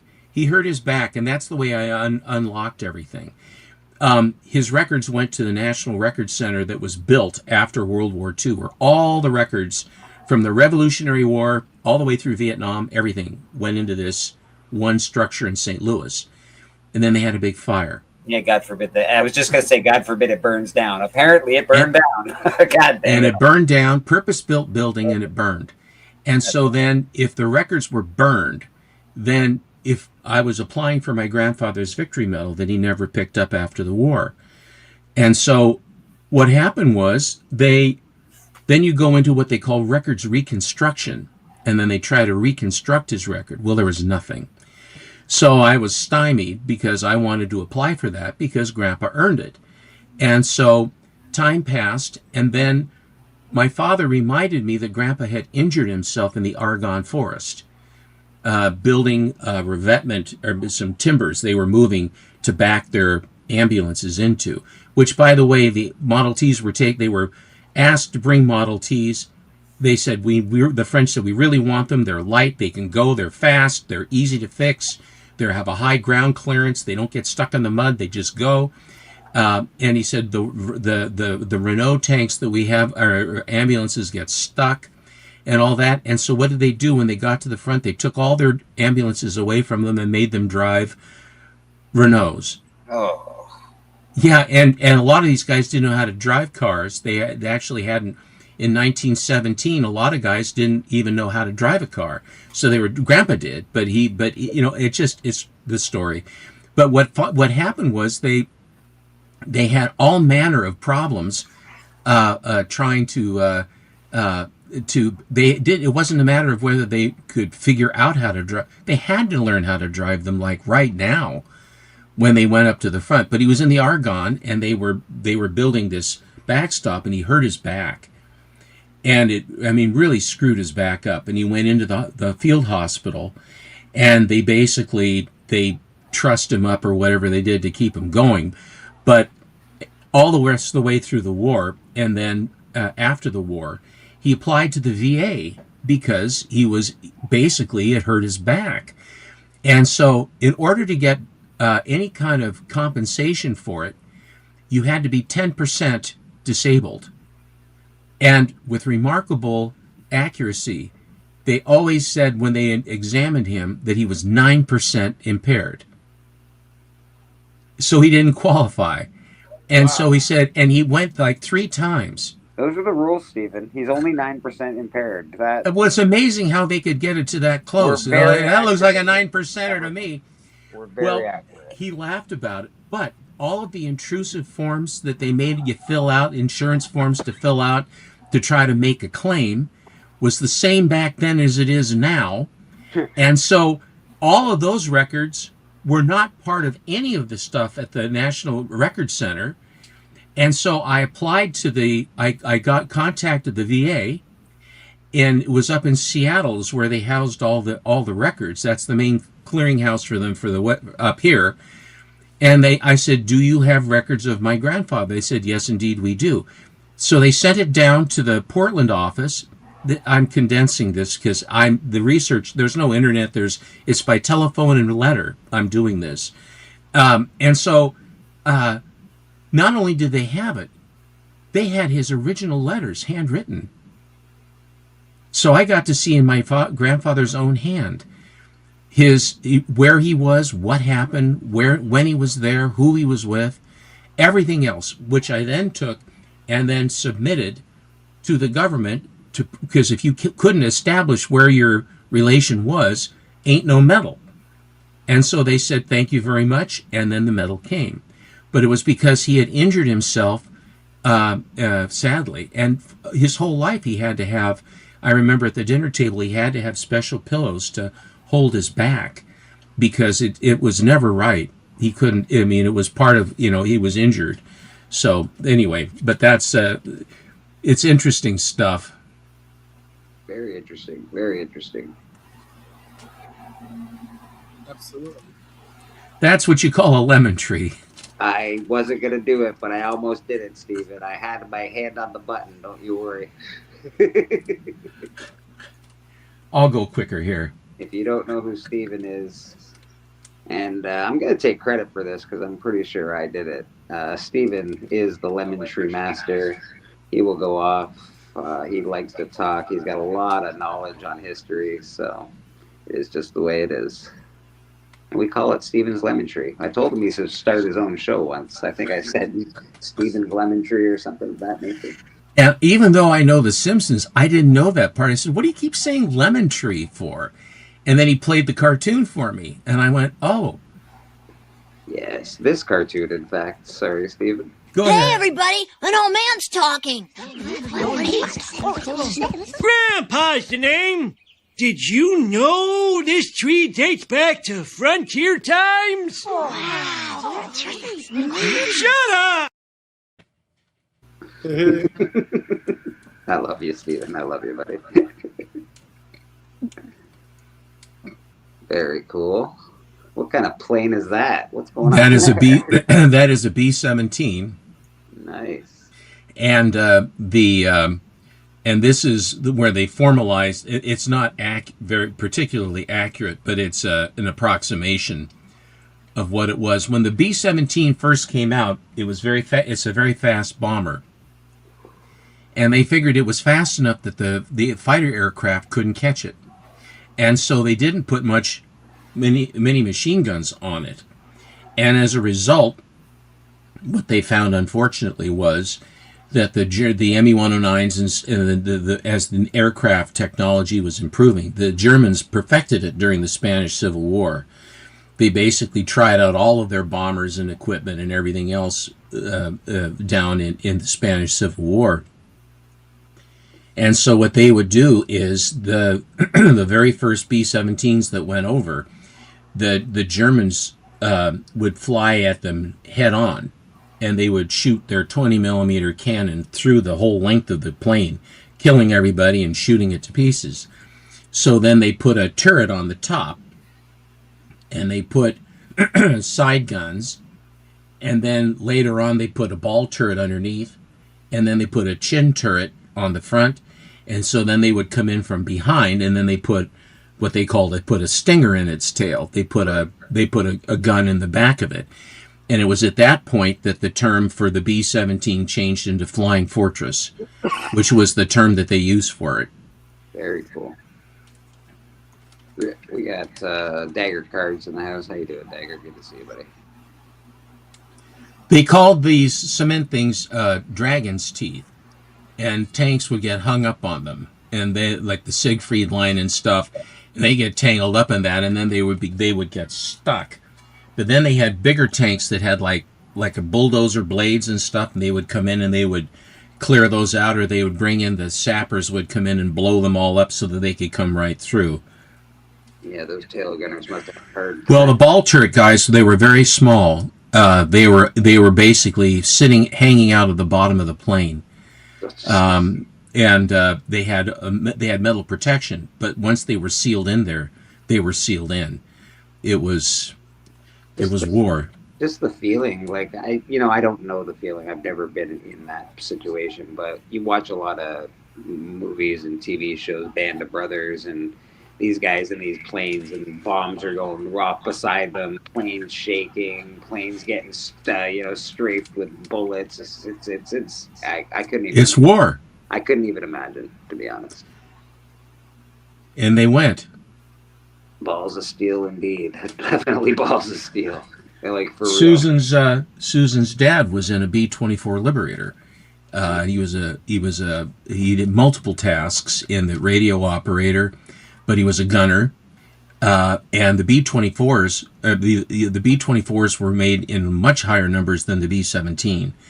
They could fly. They could carry more bombs. They were slightly slower, but they could take an enormous amount of battle damage. George McGovern was from North Dakota, and he ran for president. He was in the Senate, and then he ran for president, and he got lost. But McGovern was a pilot of a B-24 during the war, and the name of his ship was the Dakota Queen, which he named for his wife, the Dakota Queen. And he went over after he ran for president. He did a tour, speaking tours, various places around the world, and he was in Germany. And one gal from Deutsche Radio or whatever it was came up and she said, "How do you feel about the fact that you were bombing Germany?" And what he said, "Well, I was doing my job." And I mean, how are you feeling about it? And he said, "Do you have any regrets?" And McGovern thought a minute. He says, "Yes, I do have a regret, and it's bothered me since the war." He said, "I was flying my B-24, and we were going over Switzerland to come in to bomb Germany, and we got over the target, and we opened up the bomb bay, and one of the bombs hung up. The other one's left, but the other one got hung up. We could not get rid of it." And he said, so then we turned around and we were coming back, and I was looking down. He was a farmer. McGovern was a farmer. And so his family had a farm. And as he was coming back, he was looking down in Switzerland, and he was noticing this beautiful alpine meadow he could see that because they had lowered, they came down in altitude so that the amount of stress on the aircraft where the bomb was hung up would not, he didn't want to have the bomb go off, and they couldn't get to it to disarm it or anything. So as they're flying back, he's looking down at this farm, and all of a sudden the bomb gave way. And then he watched the bomb. It was a clear blue sky, and the bomb fell down and it hit their house dead center and blew it to smithereens. And he looked at his watch, and it was noon. And he felt terrible because, being a farmer, he knew that the family would be there eating the middle of the meal, the middle meal of the day. He says, "My God, here they are eating their lunch, working on their farm, and I've just killed them all." He says, "I've always felt bad about that." Well, anyway, so the woman said, "V. Gates." And then so he continued on, and when he got to the next place, a man came up in the line to say hi to him. He said, "I watched your broadcast about that farm that got hit." He said, "Yes, I was really sad about it. Bothered me." The guy says, "That was our farm." And he said, "Oh," he says, "Well, what happened?" And he said, "Well, we saw your plane coming over. We saw that because you were so low, we could see you. And we saw the bomb come out. And we all got out of the house and went and got to safety. No one was hurt at all from the bomb. And I wanted just to let you know that." And McGovern said that it just washed over him, that he felt so relieved because he carried that with him all those years. And he said, "I'm so sorry." He says, "Listen, don't apologize. We knew what you were doing. You're risking your life. And if our house destroyed made the war 1 day shorter or an hour shorter, it was well worth it. And we thank you." I mean, the guy and then they took pictures and what have you. But what a great story, Yeah,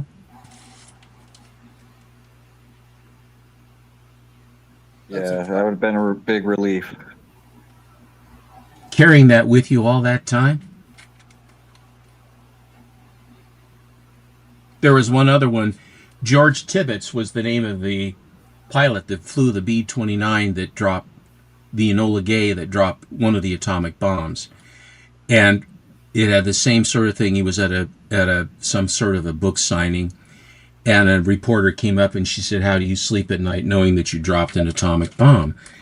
And he said, "I sleep like a baby." She said, "How can you?" He says, "Because I did my duty, I did my job, and we saved millions of lives by doing it," which they did, because if we had invaded mainland Japan, was it 6 million people would have been hurt, both Allied, the civilians, everything else. It would have been ungodly as it is. And by knocking out 2 smaller cities, we only tried to, and we warned them and warned them and warned them and warned them and said, we're coming, please stop. We've already got you beat, please. And they said, no, screw you can't do nothing. And the militarists still had control of the Hirohito, and they had him going along with it, Bushido Code. Well, anyway, so the first bomb dropped, and so she gave him all this static, and he says, well, I'm sorry you feel that way, but that's it. And right behind her was an older guy. He came up and he said, well, Mr. Tibbets, Paul Tibbets, I want to thank you, because I was one of the guys floating around in a transport off the coast of Japan waiting to go in, because if the bomb didn't work and there was a problem, we were going to have to invade Japan, and I was one of the guys floating around out there waiting to go in, and I know for sure I probably wouldn't have come back. So I want to thank you for what happened. And so it's sort of an interesting thing about the younger and the older, and as far as, in other words, they ask their questions completely out of context with what the history actually was, what was going on. But that's just sort of the way, it's sort of an interesting story.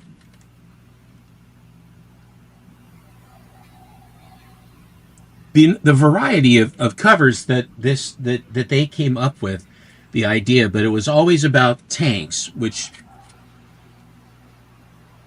this is an early 12 center. Here's a gray tone. This is really an interesting one. It's a tough one to get. It's not in the greatest shape, but it still presents well. But look at this one.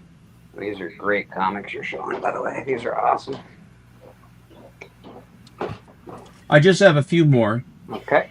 Here's one of the gray tone covers. Oh, yeah. Yeah, look at that guy in the front. That's cool.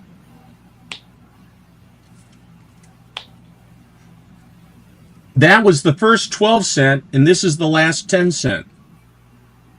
Oh, my. Now we're getting down to the nitty-gritty here.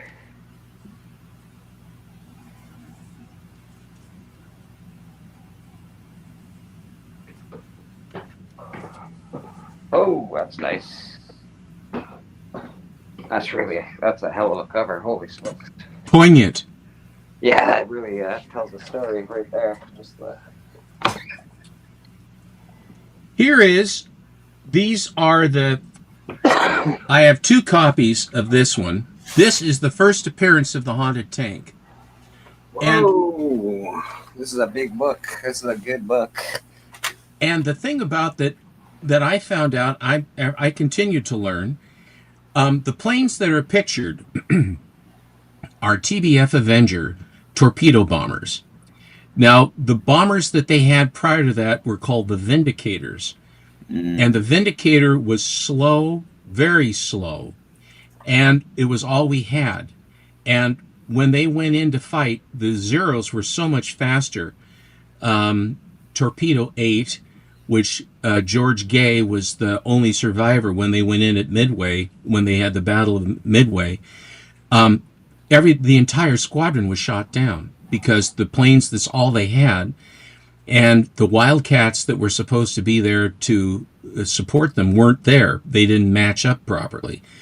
And so these poor guys went in there and all of them got killed except one guy floating around on a life preserver, and then watched the flat tops go, because what happened was the torpedo bombers came in low, and so all of the aircraft, all the Zeros that were flying up above, which was the air patrol to protect the carriers, all came down to shoot down the torpedo bombers, which they did. Wave after wave, they shot them to pieces.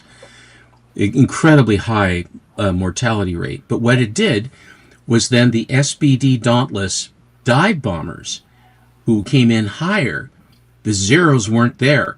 They were down fighting the Vindicators. And down they came, and then they put eggs right down on these flat tops, and we sank all four of the main carriers that they had of the Kido Butai, which was the name of the force that they wanted to take Midway. The whole point of Midway was to draw the American fleet out to be destroyed. The Japanese believed in the one major battle. That was one of the things that in their code, where you basically built up to have one major confrontation where Bushido code and training and spirit and Elan and all this other stuff would win the day. But what it turned out was that the whole idea of battleships, Pearl Harbor made battleships obsolete because the aircraft you could fly an airplane and sink a battleship before the battleship could even shoot their cannon at a carrier.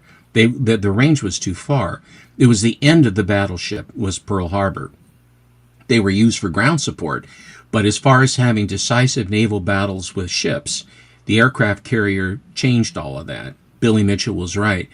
But the Avenger was the plane that came in after the Vindicator, was better, still slow. George Bush, the first 41, Bush 41, was a pilot of a Avenger and was shot down, but lived to tell the tale. But they have actually a film of him being rescued, them pulling him out of the drink with a submarine.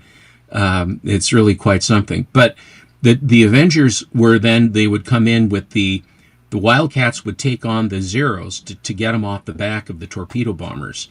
But the combination of fighters, dive bombers, and torpedo bombers, which is what the Japanese had as well, those were the tools that were used that basically decided the war at Midway, and then also when you were fighting for Guadalcanal, it took forever to keep that air base right there, which basically hampered the Japanese completely because we controlled the area by air. So it's just all this history. But I thought that this was an incorrect picture, that they were using the Avenger, which was a torpedo bomber, as a dive bomber. But I was wrong. Evidently, they did use the Avengers to do dive bombing as well. It wasn't quite the same because the Dauntless had air brakes and stuff, whereas the Avenger did not. So the tactics of the Avengers as a dive bomber was a completely different animal. But I was always said that they had this incorrect because they were torpedo bombers, not dive bombers. But that's the first appearance of the Haunted Tank. And I have two just before that. I have, that's 87, I think. Haunted Tank's not easy to find either, so that's awesome. Those are good books. Here's 86, the one just before. Oh, sitting inside the cab. That's cool. We call them cockpits. Well, yeah, that's because you're weird. And then they have this gray tone. This is the earliest one I have. This was all in that one collection. I have a raft more. I have it all the way up into the 80s when they finally the title stopped. But I have the Haunted Tank all the way up. But these are the ones that I remember in my youth. Up from 59. These are 10 centers. So from 1960, 61 up through 68, 69 I have, which is the run basically. So, but those are the books. That's awesome. Obviously, today we're very close to Remembrance Day or Veterans Day, I think you call it in the U.S. Yes. So we're just sort of giving our thanks to soldiers that have done more than their share to give us the freedoms that we all have today. So appreciate that. Rad, I saw your piece of art there. Do you mind if I make it big and show it off? Because it's looking pretty beautiful. Ooh. Hey. So is your back. I saw a snippet of it. That looked really good. Looking really good, I'll tell you. All right. Well, that's a lovely lady right there. Yeah. All right. I got a couple of books to show off, and then we'll get to Keys of the Week. They're nothing major, nothing crazy, but I did pull out a few war books just for the occasion. I do have. I know this isn't a war book, but it is Sergeant Rock versus the Army of the Dead. So there's some Sergeant Rock there. Is that David Finch? This might be David Finch actually, because it's really good. Anderson, I think is on the cover. Okay. We got Sergeant Rock, Army at War. This is some Q-Bird action. Usually can tell if it's Kubert. He signs that bad boy. You can always find the signature on there. This is 1972. All New Attack.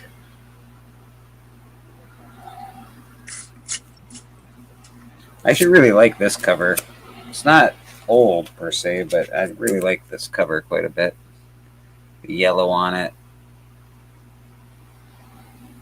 It's pretty cool. Vietnam. Yeah, most of that stuff was this is a really interesting one as well. Yeah, poor soldier holding his throat on the front cover. And he looks like he's getting shot up. Fear on the Western Front. Fighting Army. We got a couple more fighting armies. Cliff is bailing out. See you, Cliff. Bye. Have a good Have a great rest of your day, buddy. You too. This is probably the ones that I found. This was my favorite cover. Maybe it's the purple on the cover that I really like, but this is a good cover. Yeah. It's purple and the green. Yeah, I don't know who did this cover, but I like it quite a bit, to be honest. Probably Giordano if it's Charlton. Yeah, maybe. It's very good. Thick black lines. And then last but not least, we got Fighting Marines. And looks like we got a Japanese soldier coming in to save his buddy. War is hell, man. I'm glad we don't have to do it. Glad we're not in that world anymore, man. Let me tell you. Knock on wood. Knock on wood. Let's get Rad up here for a second. See what he's got. Holy smokers! Look at that. Looking good, Rad. That's awesome, buddy. That's fantastic. Awesome, dude. Awesome. Yeah, I'll be at an auction tonight. I'll be on Astonishing Auction tonight. So at some point today, we're probably going to do some pricing of some comics behind me. But until we do that, I think we can do Keys of the Week. See what's going on. Keys. Yeah. See what's going on with Keys of the Week. All right. Let me get there. Let me change the view. Sort by series name? No. Sort by view by issue, view by series. There we go. All right. Let's get back here. We'll share my screen. So good. Yeah, dude. It's looking awesome. Share screen. Keys of the Week. Share. All right. Hey, okay, there I am. We'll do some Keys of the Week, see what's going out. I sort of enjoy doing this segment on church because it even gets me sometimes. Last week we looked at those cards from Something is Killing the Children, and I went out and got a pack this week. So Ice Cream Man, isn't it? Yeah, Ice Cream Man, yeah. So pretty cool. All right, banners, media assets. What do we got going on here? Keys of the Week. There it is.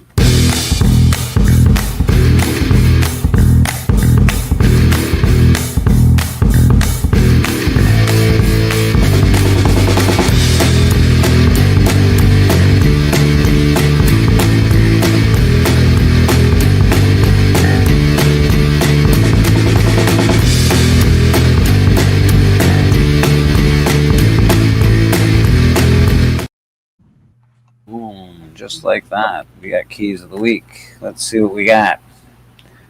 We got 1776 Marvel. We got one key in there. Let's check her out.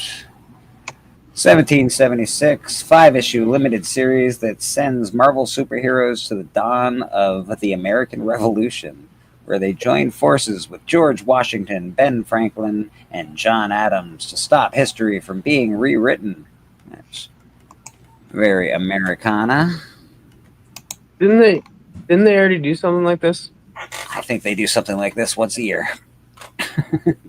I don't think so. I think you're thinking of like 1602 and 1870. Yeah, that's what I'm thinking of. Yeah. That's when they reimagined them in like colonial times, and then I think the other one was like 1870 something or other. This, I guess, somebody must have went back in time to go ahead and try to change something. So that's my guess. We got 10 variants on this. Holy smokes! I don't know why you need 10 variants, but let's check it out. So, Callie. this is a nice cover. Pretty cool. Pretty cool. I can't believe there's 10 covers. Like, are they trying to be Dynamite? This is a little extent. Yeah, it's too much. Very Americana. I like the purple though. They haven't done purple in a while on covers. Really. Yeah, I wouldn't. They're all right if you like this sort of thing. This is pretty cool. Very, again. When someone tries to go and, I mean, you got to stop it from being rewritten. So I guess once you, I mean, that all goes back to the Future. It's like once you go back and start messing with things, it's like, I kind of do like that one, even though I'm Canadian. I do like that. Now the Liberty Bell, the American flag, Spider-Man. That's a really nice cover. That's a good yeah. Yeah, you got a lot. Damn, there's 3 of them. Yeah, apparently there's 3. Yeah, there's gonna be a trade dress and then some other one. And minimal. Probably the British chased after. They wanted to capture the Liberty Bell as a symbol, and they tried, and they were very protective of it. And it got cracked when they rang it so much. I think that for the when we won, that it cracked, and then they had this. So it it's just the way it is. It showed its the bell itself cracked, showing the conflict that it took us to get there as a symbol of liberty. Interesting. And they used to, when they had it on display, people would go up to it when they went across the country, and they would take pieces off of the bottom of the bell and basically keep it as souvenirs until they stopped them. So if you ever take a look at the bell itself now, you'll notice that the bottom edge around the bottom of the bell is all chewed up from people taking pieces of it. That's funny. This is American Caper number 1. Pretty typical. We got Dark Horse. Okay. All right. Interesting cover. Tale of 2 unraveling families caught in a surreal storm of crime, corruption, and failed dreams, where real estate is war and the American dream wears unfortunate leisure wear. That sounds... Holy smokes. That sounds... They had me until they said real estate. They had me until they said leisure suit. Leisure wear, yeah. I'm done. Although I do love the Norman Rockwell style painting here. That's pretty cool. Pastel. Yeah. Wait, is that looks like Comics Will Break Your Heart, Jennifer. Oh, interesting. This is a good cover. Real underground feel to that. I don't know who the artist is on this, so let me check it out. That actually looks like my cousin. All right, artist on this one. Cover artist is Simon Bisley. No wonder I like it. God dang it! I'm such a mark for Simon Bisley. Okay, so Simon Bisley did a cover. Pretty cool. Very underground. Very cool looking. It's like a refined Robert Crumb almost. Yeah. So if I was going to get this book, I'd probably get the Bisley cover. Because it's Simon Bisley, man. That's pretty dope. He's the biz. Cover A is not too bad. It's not too terrible, but I think the Biz cover is probably the one to get for that one. That is American Caper. Not on the recommendation list, but it's all right. Batman. More Batman. There's tons of Batman these days. Let's see what's going on with Batman. Batman 162, The Hush Story Arc 5. We already heard this morning Hush Story Arc isn't going so well. Beckerman's backstage. Oh, okay. Let me grab Beckerman. That's a nice cover, though. The art's really good. I think that's Jim Lee. That's why. Yeah, that makes sense. Jim Lee's pretty awesome. Boom, Beckerman to the fold. What's are you at a con? Here's You Bobby. must be- Oh my goodness! Let me. We're at a con and at a brewery. A con and a We're brewery. planning like that. At a brewery. All You right. just started about that yesterday, saying that they were doing a brewery show. Like they do a lot of brewery shows up here too. I love it. Let me see if I can. Yeah, man, I'll take you on a walk around. Yeah. Yeah, Big. those are fun. The breweries love having the patronage, and then the comic people like to be able to have a spot to show their stuff off. So it's win-win for everybody.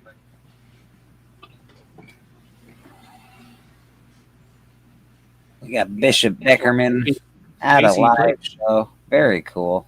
Actually, a very spacious spot. Wow. Is there any good art for you to buy there, Beckerman? Are you on the hunt for some awesome art? No, well, I don't know if he's on the hunt for that, but he is hunting. Well, I bought some raffle tickets to win that Scotty Young. Yes, that's Scotty Young. Nice. Yeah. I have to ask you, Beckerman, are you in the lead? Are you the lead bid on that piece that you wanted on Comic Link? If you're bidding against me, I'm not. I swear. I will bury you, Chris. Yeah, no. I haven't bid on anything. No, I'm rooting for you. Like I want you to get it because I just been following it, and you know, I'm hoping you get to take it because it's a really nice.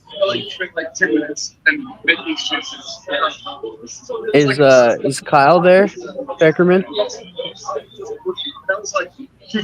Yes, that was him. Yeah. Got the KC Here's crew. my buddy Ray. Hey, Ray. what's going on, Ray? Welcome to church, buddy. Hey, look at this picture. Those boxes chairs take keys on it. Like keys. Are you after anything specific today, Beckerman, or just looking around? Just looking. I'm here for a good time. That's what I'm looking for. Bobby Delgado in the house. How you doing, Bobby? There's Bobby right there. This is so meta. Hey, As he's talking in the chat, he's just like, "Don't show my face." Get my face out of here, bro. All right, guys, I'm gonna hop out of here. I hope you have a good time. I might pop back. Absolutely. You know. All right, Beckerman. Have a great one, man. Have a great one, Bobby. Yeah, actually. I don't know why I'm yelling. Am I doing here? Full screen layout. There we go. Oh, I don't want full screen layout. Let's not do that. I actually had to take off myself because it's time for football. Even though I don't know. I don't know. There's games are okay this week. Like there's not really. Like the first couple of games have been rough. I thought we were done with the early morning games, but apparently not. There was one earlier today. I was like, oh, I didn't play it. Oh, I didn't know that. So, but we will see what happens for the rest of today. Because as far as the Raiders game was bad. There's been a lot of trades, so it could be very interesting as far as the new players on new teams and see how things change. But I have a feeling that this week, hopefully, is a fun one. But I don't know. I feel like it's going to be kind of a stink week. All right, that's fair. Well, enjoy the game, Boston. We appreciate you hanging out with us. You know where we are if you want to come back. Yep. I'll hop on if you guys are still around later on. But if not, everybody have a good rest of your weekend and a good week as we go into hopefully a short week for everybody because I know Veterans Day is on Tuesday, which hopefully everybody gets it off so they get to hang out and chill and have a nice day break in the beginning of your week and only 4 days to work instead of 5 if that's your schedule. But other than that, I'm taking off. See you guys later. All right, brother. So this is probably from Jim Lee. It looks like Jim Lee art. Very good. Yeah. It's Jeff Loeb and Jim Lee. This has been delayed so many times. I'm surprised it's finally coming out. But I guess they've already written it. But I don't know why it's been delayed so much. That'll kill a series. Just that'll kill a series. Delays and stuff like that. So. Yeah, because the Batman. See, this series is supposed to finish up, and then the Batman 1 is taking place after this series, and this series is not even done yet. There's So it was supposed to come out in October. Or no. September. that's pretty awesome. That looks like Clayface. Very cool. Yeah, there's definitely some good covers, some good art in this book. I think Jim Lee is doing the interiors of this book as well. Is that what's going on? Yeah. He's doing the interiors, yeah. So you're definitely going to get some good art. Oh, that's probably the one to get right here. This is really nice, to be honest. Oh, that's definitely a Zerdy, isn't it? Let me check it out because it's got that feel to it. We got Nathan Zerdy, yes. So that's probably the one people are going to want to get. And the colored version is very nice. The black and white here, pretty nice as well. That is the minimal trade black and white. It doesn't look like it's a 1 in 50 or anything. I'm gonna go pre-order it. Yeah. This one, the foil. So there is a foil, which is really lovely. Yeah, that's pretty cool. I'd probably get the foil version of this. It's cool. I dig it. Limited to 1,000 copies. That one will be expensive. I don't get foils that much due to the price hike on it. I can't. No, I get it. As soon as I saw limited to 1,000, I said, I think I'll get the regular. That's Batman 162. What was the key to that? It's just a arc, right? Yeah, it's just the arc, I think. It's an arc. Okay, so no real key. Batman Static Beyond. Okay. This would be interesting because it has your guy on it and Batman Beyond. Interesting. Batman Static Beyond. Cover A. Okay. Don't dislike it. We got 4 variants for this. Let's see what they're offering. Batman Beyond is probably my favorite version of Batman these days, anyway. That's pretty cool. Sort of a red screen. Interesting. Don't love it. It's okay. Don't love it. I do like the way the light is reflected on his face. Yeah, I don't like the third one. No, I'm not. These covers aren't my favorite. Batman Static. Yeah, that one's not good. Okay. I get it, though. It's cool. It's decent. It's like, looks like sketch art. It's pretty cool. Yeah. Yeah, okay. What is the key to this? It is a first appearance, it said. It is the first appearance of a new villain that causes a global blackout. Oh, well, Static can fix that. He's got electricity. Well, are they... I guarantee you they're going to call him Blackout. What do you mean? They got better ideas than that. They do not. Die Loaded. What is Die Loaded? We got a big bear. This series has been going for a while. A year after escaping the hellish game world, the players reunite for Chuck's wake, only to discover the game isn't finished with them. Ooh. Dun, dun, dun. Dun, dun, dun. All right, we got 5 variants to this. This is Die Loaded #1. I'm guessing this series is not just, there's another part of this series. Is that what's going on? Die Loaded #1. I do, and this is the pastels I think Steven is talking about. I'm with Steven. I'm not a huge fan. I prefer primary colors on my cover, but that's okay. Yeah. I don't like that. No, not a big fan. Oh, that's the variant for Youngblood.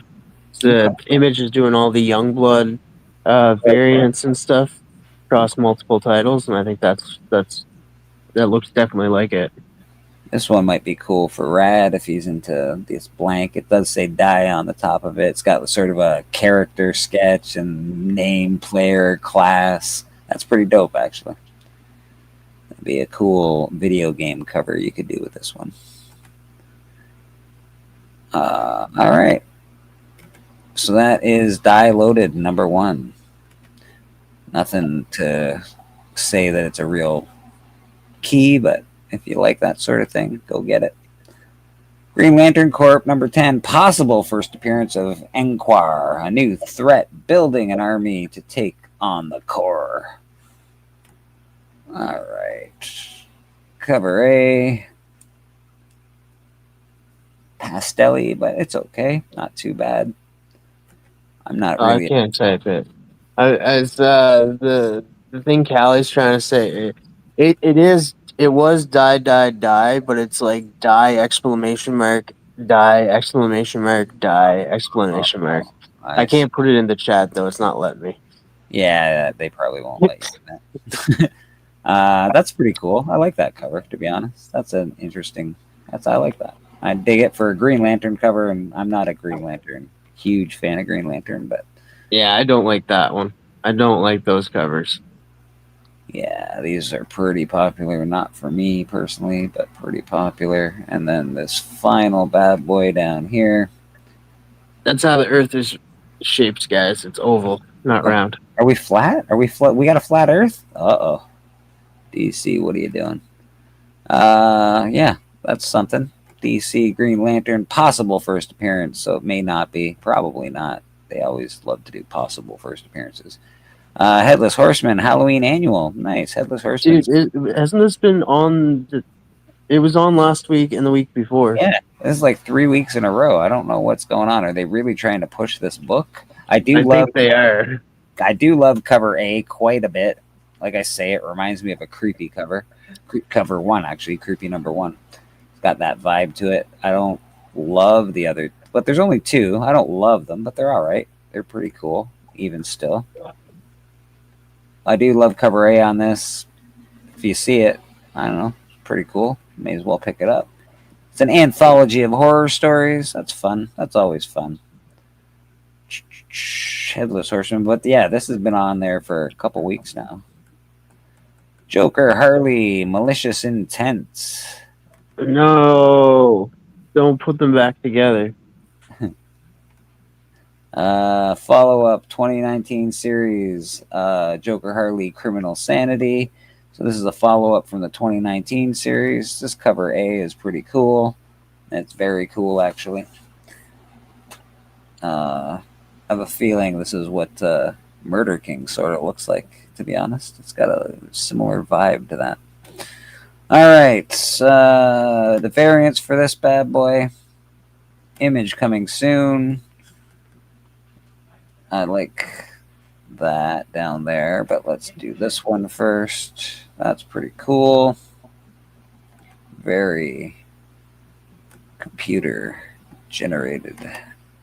All right, that's pretty cool. That's very cool, actually. All right, that's a pretty cool one. And then this image to be determined still. Is that you being back? I bet you got some coffee, didn't you, Steve? I went and got more coffee. I figured. I have to, episodically, I have to recharge. Incidentally, I have some other books, maybe a little later if you wish, that aren't war comics that I had I showed some of them on Friday, but there's some pretty cool ones that I got that I think would be of interest. Sure. But later. I'm in no hurry. Yes, of course. So we got Liquidator number 1. When time-traveling Liquidator Aubrey Street lands in 1891 in search of a feminist masterpiece not due for publication for another century, she fears 1981 is rejecting her, but as she grapples with fixing glitches in time, and in her own life, a man named John Hawksmoor plots murder over the very same book. Oh my goodness. And none of them realize how deeply their fates are intertwined. Is that about as convoluted a description as you've ever heard? Does that make you want to invest in that book? No, it does not. In fact, it makes me sort of want to stay away from this book. That's the second cover. I would say I like the background in this. I don't like the white, and I don't like the foreground character very much, but I do like the background very much in this. TM's back. Oh, yeah, let me grab TM.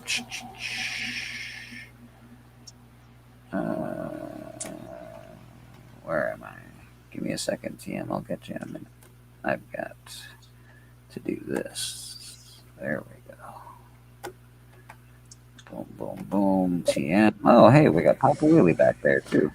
What's going on, Papa? Hi, Papa. JSS, how you doing, my friend?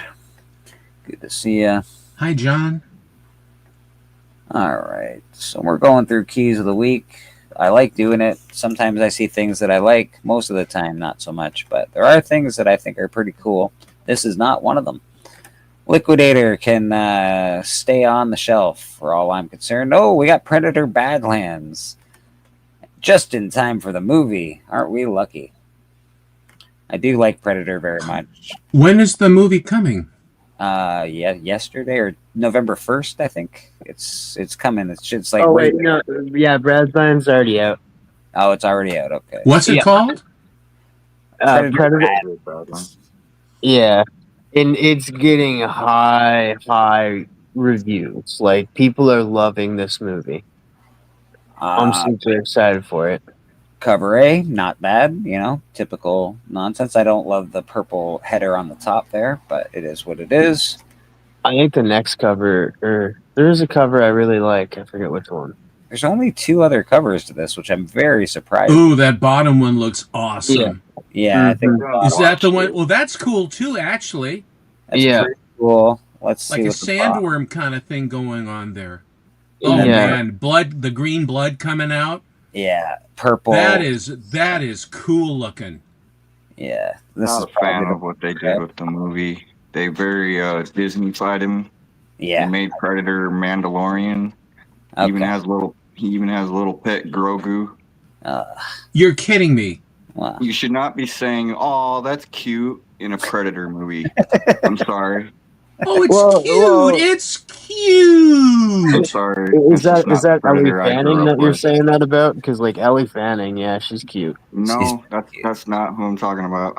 You have like a little pet. I'm sorry. little I cute pet. didn't mean to step on your toes. But so this book's coming out. If you like, I like Predator. I probably won't pick up this book. It's just sort of a cash grab in my opinion. But one-shot prequel to the Predator Badlands movie. It might be cool. It is a prequel apparently, so It'll definitely go up in price for sure. Like once the movie comes out, once that book comes out, like it's gonna go up. Out. Well, for a good little book bit. is Yeah. a good book is a good book, you know. 5 days after the movie. The problem with this, they didn't put any. Like these are okay covers, but they're nothing. Like I'm not like, oh my god. Like you'd figure. Yeah, they need to. A They need to prequel get is a cool because the movie does end with like a cliffhanger, so it is built to where it's going to have more continue off of it. Yeah, and they built a lot of lore in there. So with all that lore, there's interest in knowing like more about the backstory to figure out what's coming. All right, so this might be a good. So you kind of come in the middle of the story, and how did we get here, and to be shown, right? To suck you in to see later on in the theaters or watch on TV. For all the covers that they do with other books, though, you'd think that if they were putting out a campaign of, okay, the Badlands is coming out, we're going to put out a book to go with the Badlands, you'd figure that they'd have more covers. For the one time in my life, I'm saying, why aren't there more covers for a Predator book? Who's talking here? Is that you? I know, it's weird, but they don't have enough covers, in my opinion. Just my opinion. All right, Spider-Man and Wolverine. Oh, we got our boys, Spider-Man, Wolverine, number 7. First appearance of Arachnix. Arachnix? A villain that is a mashup of Spider-Man and Wolverine, as seen on the cover of issue 8. Okay. Oh no! So we got a well, that's the House of Ideas for you. Yeah. I don't even like that face cover. That cover 8. I don't even like. That's a weird looking face cover. Like I like the split covers, but I feel like it doesn't work. He's too muscle bound. What's going on with the Wolverine? Come on. Who drew that? God, what a stinkburger. It's just like, you know what we need? You know what Wolverine needs? He needs a hunchback. Hey, baby got back. He's got a lot of back. What the hell? Let's see who drew this, just because Steven really wants to know. I think he's going to go out and buy this. Sergio Davila. drew this. So Must avoid Davila. Most of it's good except for that weird hump. He's over muscled. That's not him. No, I agree. All right, and then we got the bottom cover. Not much better, in my opinion. Well, let's have a little chest hair. That'll help. I think Cliff will like that one. That is a ridiculous suit. It is ridiculous, right? It looks silly. Like, it doesn't look... It looks like he's going to be like a stripper for like a female's bachelorette party. I don't like this one at all. Yeah. Look at the boots. What? Look at this boot. What's that? If you try to run, him weigh almost 500 pounds. So just to move 500 pounds around, he has to be pretty strong. Yeah, no, I that's understand. Great. So he's using all of his strength trying to lug that costume around. That makes sense. Let's try to run. Well, let's not. Well, this is awful. I don't like the Stormbreakers one very much. I don't mind this one. I think the Hunchback's a little weird. Over muscled. All the he's got a 16 pack. And then of course you got inaccurate muscles. Yeah. Yeah. You got cover A, which it's something. Well, the 90s I thought the 90s were over. I disagree with you, Papa. You're pretty harsh on a lot of things too. Yeah, I'd say. Spider-Man Noir. We try not to be harsh on things around here. We try not to be. Most stuff, we try to give a good deal. Yeah, for. We're just honest. We're too honest. Cover A for this, not so bad. Let's find out what the 3 other covers are. This is the first appearance of Hardboil. Possible. First appearance of Hardboil. Possible first Plasma Man. Yes, we got a possible Plasma and first Hardboil. So I'm starting to think that the issue where I said, okay, they're going to call the character Blackout, I do think that now after I'm hearing a character's name's Hardboil.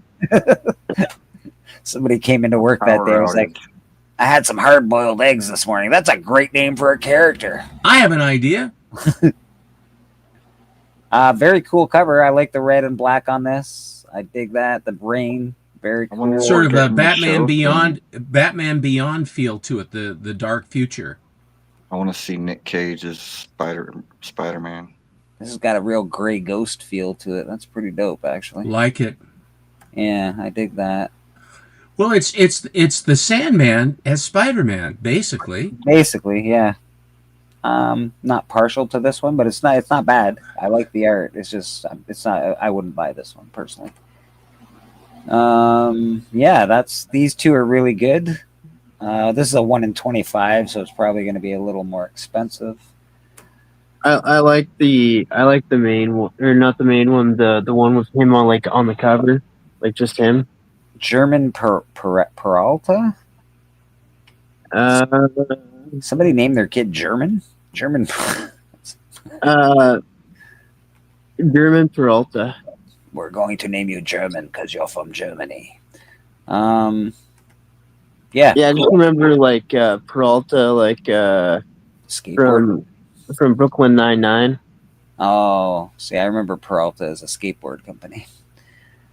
God, you're old. Yeah, I know. What's a skateboard? What's a skateboard? I have my hoverboard. Spider-Man Noir, Superman, the Kryptonite Spectrum. Uh-oh.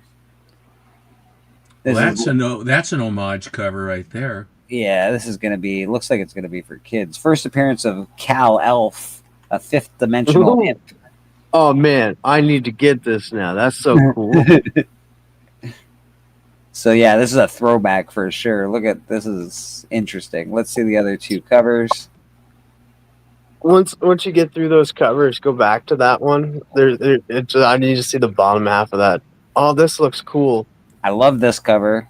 I do love this. Is that Mr. Mixelplix or Mixplitolus? Yes, Mixelplix, yeah. And then we got a crazy weird Batman. Batmite. Yeah, Batmite, and I don't know. I don't know who the elf is. Who's the one on top right? That's the first appearance of the character. That's the Kal-Elf. Kal-Elf, yes. Kal-Elf, okay.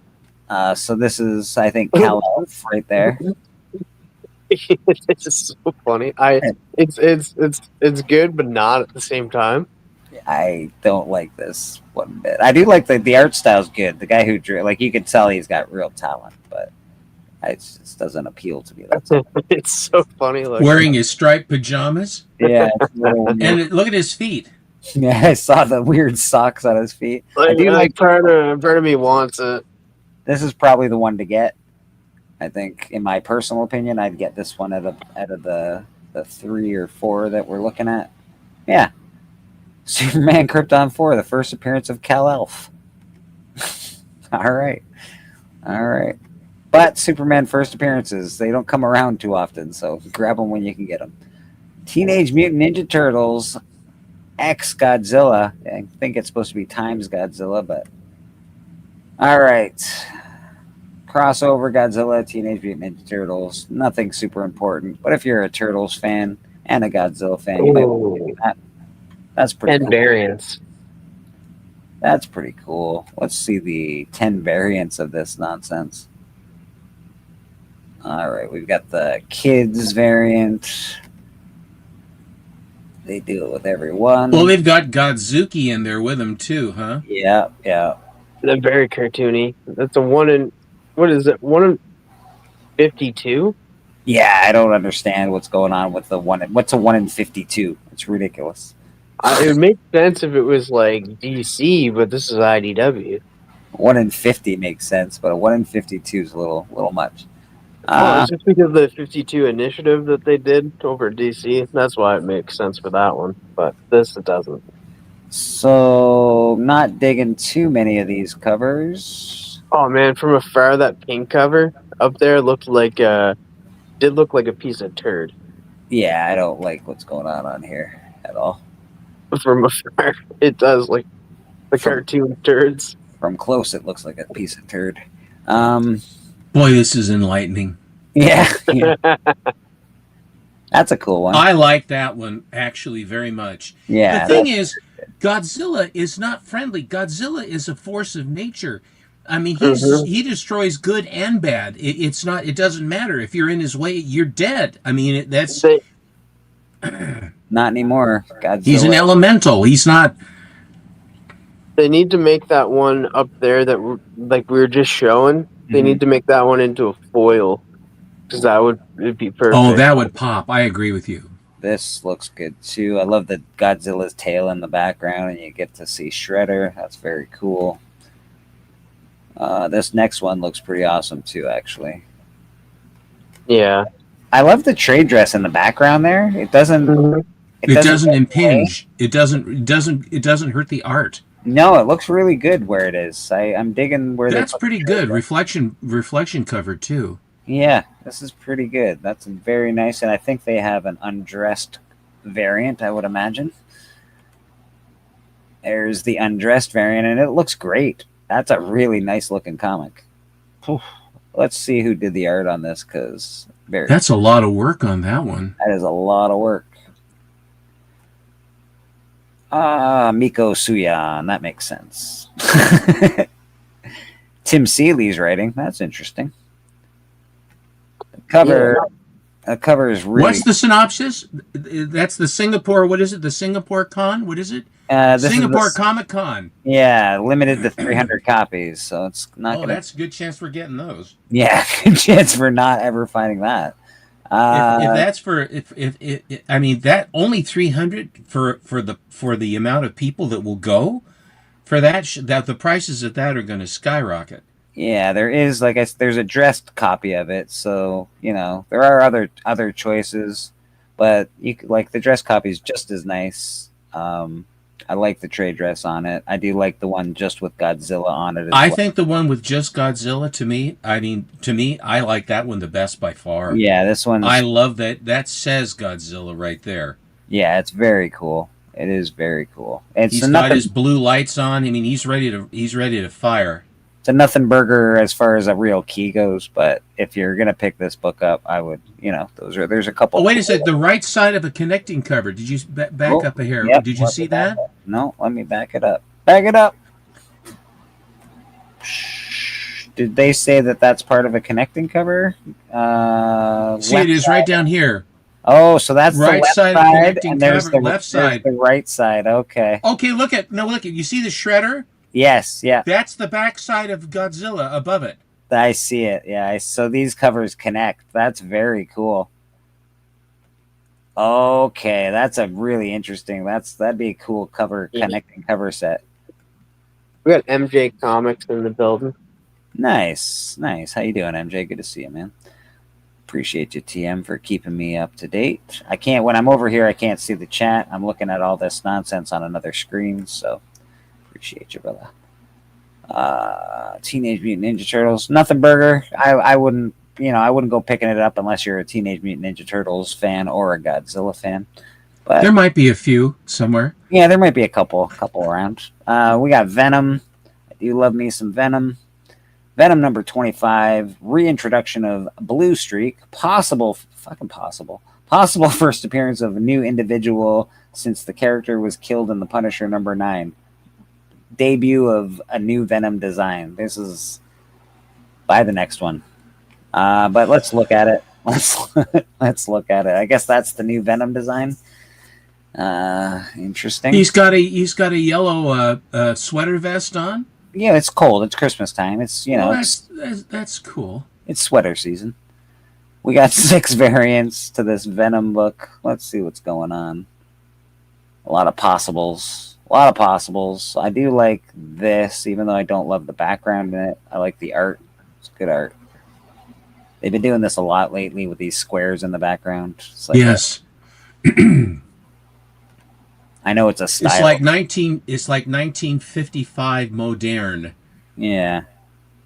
That typical Venom Spider-Man stuff. Pretty normal. Legs akimbo. Yeah, this one in 100. This one will be a little expensive. Who did this? Who did that one? Who did it?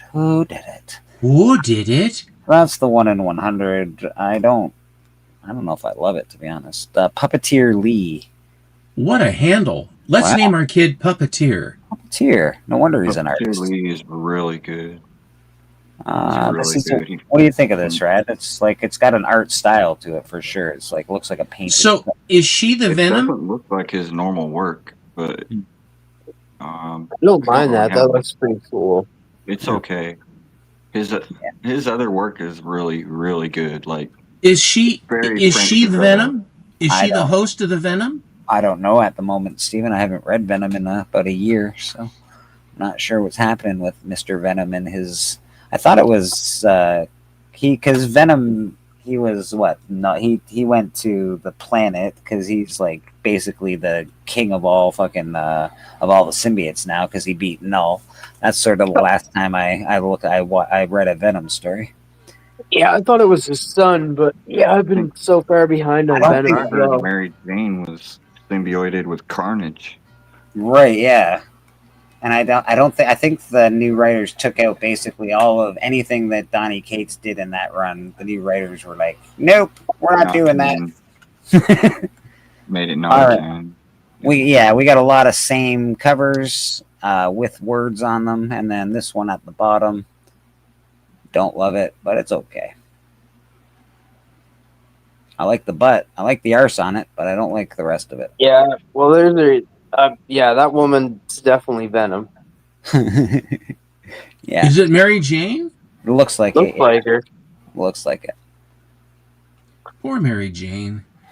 Yeah, she can't. You fall in love with a guy who turns into Spider-Man, and look what happens to you. Yeah, look at that, MJ. You hit the jackpot. And then last but not least, we got Youngblood. Youngblood number 1. This is redoing of Youngblood. Rocket Carnage. We got 25 variants to Youngblood. Of course there is. Oh my god. This is crazy. Rob Liefeld probably did half of them. Yeah, probably. All right. 1 in 25. Pretty cool. It's not bad art. It's pretty good art, actually. Not Rob Liefeld. Not Rob Liefeld. It's got too many good feet on there. 1 in 50. That's definitely not Rob. I don't know. I'm curious to The find other out. one Who it is. parts Mark Spears below That's- it. Oh, it is. No, it's cover art yes. is Geist, yeah, or Gist. Mark Spears. That looks This is Mark Spears for sure. That's easy to spot that. There's Liefeld. That's a Liefeld cover right there.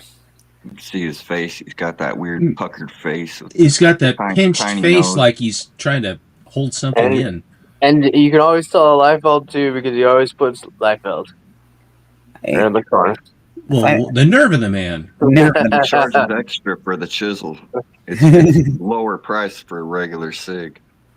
It's weirdly enough, I think the guy's hands are too small, but that's just me. I like He still has that turnip top hairstyle from the 90s. tiny hands, turnip stop hair style. Yeah, nothing. It's okay. Scotty Young did a spot for this. That's cool. I guarantee you, Beckerman's picking that up. I would imagine Beckerman's got them all. I would I imagine. actually like that cover. Yeah, I'm not a huge Scotty Young fan, but this cover's pretty good. I don't hate it at all. Well, I you like certainly that, don't have to wonder about who drew it because the entire cover is his name. He just wants you. Rock and Chapel are cool, but I was never really a fan of Shaft or I think that guy is Riptide. Okay. Yeah. Here's another Not a Liefeld fan of cover. those two. What does that say? Ryan Liefeld? What? I think it's like it's a cross between two people. It might be Stegman and Liefeld penciled and someone else colored. Okay. actually, would it be Ryan? It wouldn't be Ryan because you'd put Stegman. I don't know. Yeah, I don't know who Ryan is that he did this. Well, let's look at the names. Maybe it might tell us Let's check it out. on the details there. View some deets. Ryan Otley. Okay. Ryan Otley. Okay. Very cool. Should have known with the bloody fist. Ryan Otley doesn't do anything without blood. That's a nice one down here. That's perfect. Another Liefeld. Oh, Yeah. It's pretty good. yeah, that's pretty good. It's pretty good. Not too bad. Right out of the 90s. Yes, definitely. This looks Is like that a a- Mark Spears. It's probably not a Mark Spears, but it's got a Mark. It says Jean Jiang, maybe? Yeah, Yeah, I think Jiang. that's Zhang. Yeah. Yeah. Riptide Yeah, it looks says it at the cool. bottom there. Under his back. That's okay. nice. How do you breathe with a mask like that? because that's who you are. Oh boy. Liefeld. Yeah, I do. The I don't 90s mind the that. 90s are calling. Heroes and Fantasies cover. I like that one. Oh, You and like- there's the absolute Batman homage. How wonderful. Yeah. Oh, this Where's one's good. This one's a nice cover. That's Matina.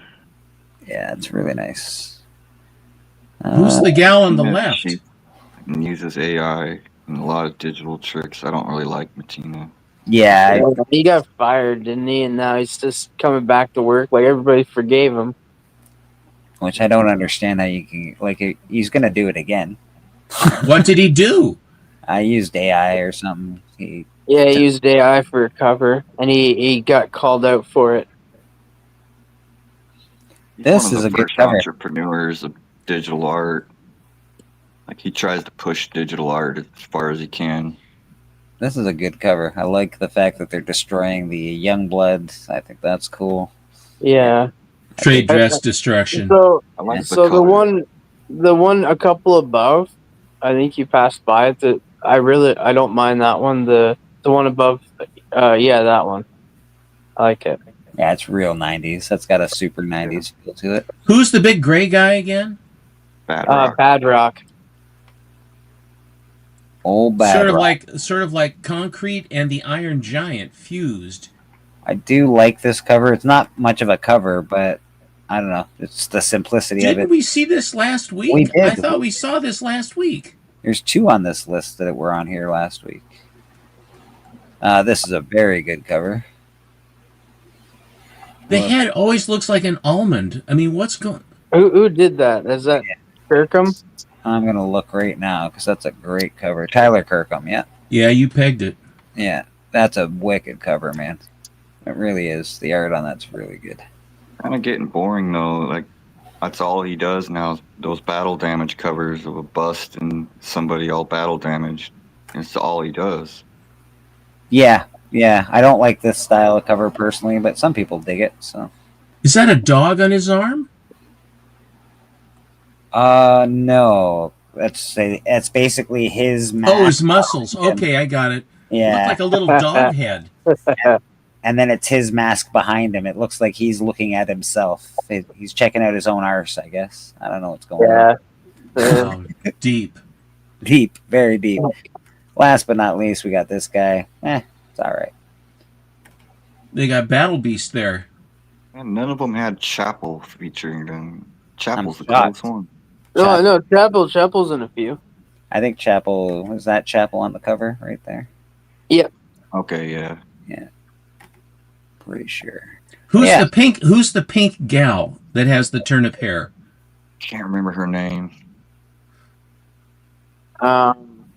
She's the girl that has to have the I opposite. think it's like, I think it's something tiger or some tigress or something like that. I don't know, to be honest. Mass Market. So that is the keys of the week. Not a lot of recommendations. There's a couple cool Godzilla books. I think. What else had a few first appearances? Not too much. Predator Badlands looked interesting. Not enough. Her name is Vogue. Sorry. Oh, that's okay, brother. Not enough covers. I didn't really love Keys of the Week this week, but My two picks would have to be Superman, the Krypton Spectrum. Right. I think that character's kind of funny. Okay. Yeah, I did like the cover, the one cover for that. We'll go take a look at it real quick. All of the fifth dimension elves on him. Yeah. I did enjoy this cover quite a bit. So. Don't kid. You want the one with Cal Elf, the one above it. That's your favorite. You're not fooling me, man. And then we'll check out the cover artist. This is Juan Ferrer. Yeah, Ferrera. Oh, yeah. It's written by W. Maxwell Prince, so you know it's going to be good. Okay. By the way, you don't own any copies of this issue. I hope you noticed that. I do not. I do not. Own any chop. copies. Okay, chop. I better get on it. All right, that's Keys of the Week. Let's get out of here for Keys of the Week. Papa Willie, good to see you, brother. I know you're not a big fan of that section of church. You know what? Since Papa came in late, I think we should start it over and give him the ones that he missed. What do you think, Papa? I think he'd love that. He'll love that. Then you have also the trending 20, don't you? Yes, or the sir. top 10, or the top 10. What are the top 10? Yeah, we can get it. Yeah, we can get it at trending 20 as well. I do like to do the trending 20. We haven't done it in a couple of weeks, so let's. There might be something there. Yeah, there's always something trending. Let's see what is trending. See why it's trending. This is not my list. This is Key Collector. No, it's yours. I blame you. I don't do a list, but I do like to make fun of lists. So let's. Papa's like, thank God, Keys of the Week is over. Well, Papa, Papa. Yeah, Papa's getting on my last nerve. You know, he gave me homework to do, and I still haven't done it. It's I have to go watch the movie The Hand That Rocks the Cradle. Oh God. Oh, jeez. Good movie. That's a laugh a minute. That one. V for Vendetta. I just had this book out actually. V for Vendetta #1. I had that. Guy Fawkes Day, November the 5th. That's usually when it starts trending. Remember the 5th of November. I see no reason the 5th of November. Something should be forgot. He was unsuccessful blowing up everything up. Guy Fawkes definitely was not a success. They found him pretty handily. But V for Vendetta is awesome. Alan Moore, one of my favorite writers, probably my favorite writer. We got Howard the Duck 13, first appearance of Kiss in comic books. First cameo appearance of Dr. Reich. First cameo appearance of Howard the Duck, possessed resembling the son of Satan. Interesting. It's Howard the Duck number 13. Why is it trending? Doesn't tell me. The passing of Kiss guitarist Ace The Frehley. Kiss guitarist died, yeah. That makes sense. So everything Kiss related, back when. Yeah. This is What's that, Tim? I was gonna say this one's weird. First appearance of Ilya Rasputin, Colossus' sister, as an adolescent. First appearance of Sim, a demon from the Limbo realm. There's no reason that it's... How low can you go? Yeah, there's no reason that it's telling me that it's trending necessarily, but it's... People are buying it, I don't know why. There's nothing coming. I guess just people want the character. Maybe it's gotten to that point where it's cheap enough. People are just willing to spend the money on it. They're like, Oh, okay, they're showing $40 book. it's come down quite a bit, so let's buy it. Maybe Youngblood number 1, first Minor comic book. Magic Key. I don't know. I have a couple of these.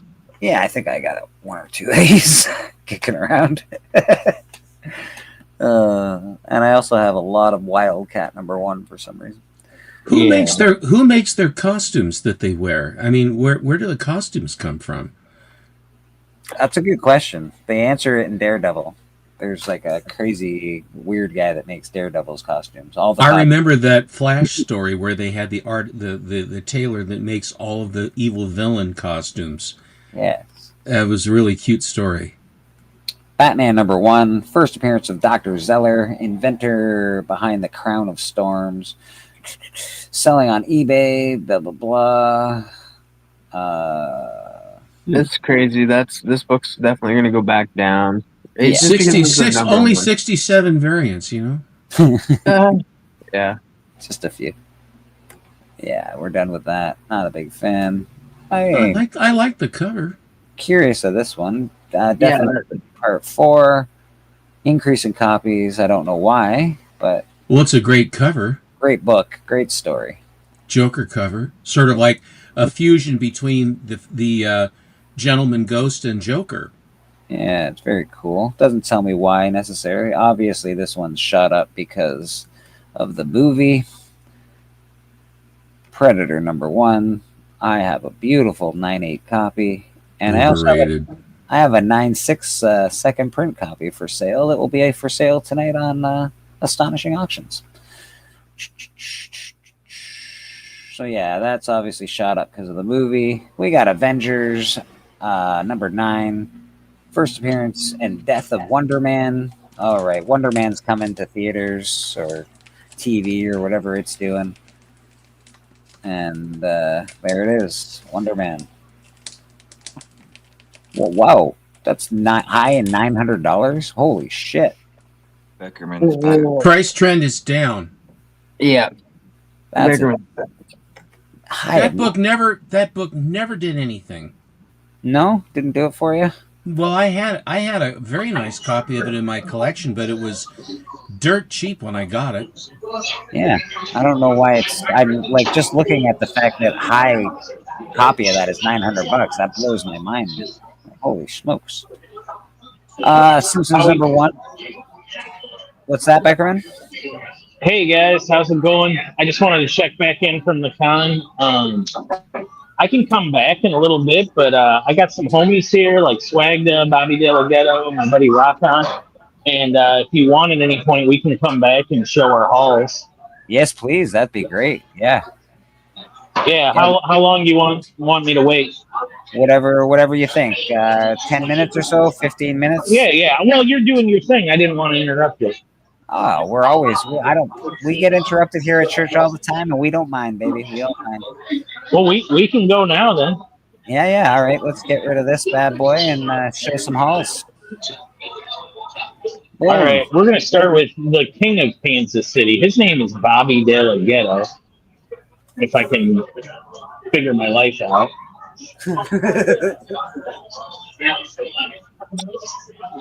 So Bobby here's got a book signed by 2 local guys, Kyle Strawn and Buster Moody. It's Godzilla versus Kansas City. Put it up there, Bobby. I knew Bobby'd be getting that Godzilla versus Kansas City book. I knew that. So yeah, he's got that signed. My buddy Rockon, he's got some books. So what do we got here? Teenage Mutant Ninja Turtles. Beautiful. Toxic Avenger. Very nice. More Toxic Avenger. Oh, and this crappy book. Oh, jeez. Batman 190. God dang it all. That's a nice one, buddy. That's a nice one. Cool cover, yeah. And then I've got so I like to dive through the bins of busted spec. And so I got The Realm #1 in a 9/8 signed by Jeremy Hahn and Seth Peck. Yeah. Two signatures. How much did that so cost? I got this book and this I Kill Giants #1 in a 9/6 CBCS for both books.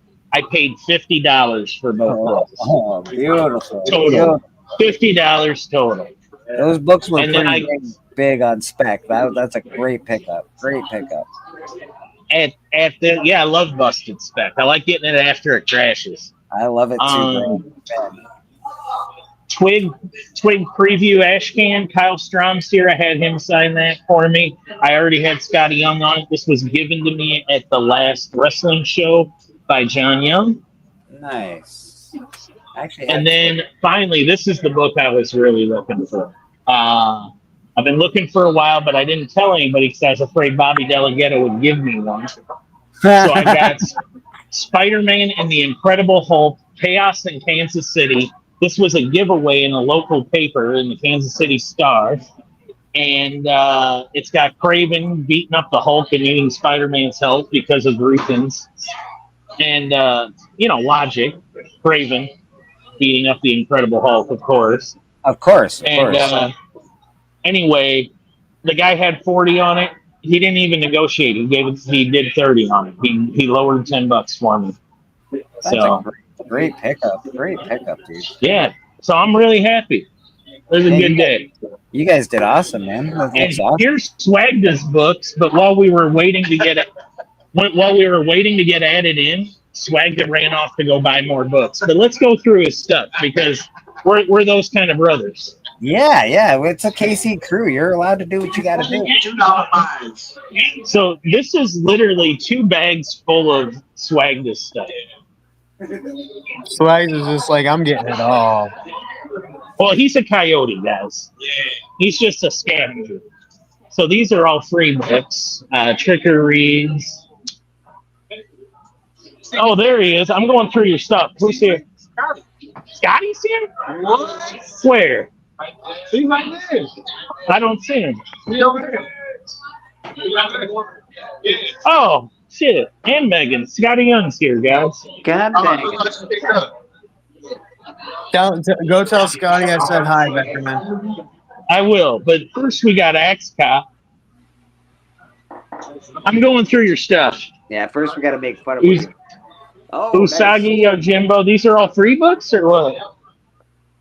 That's for the trickery.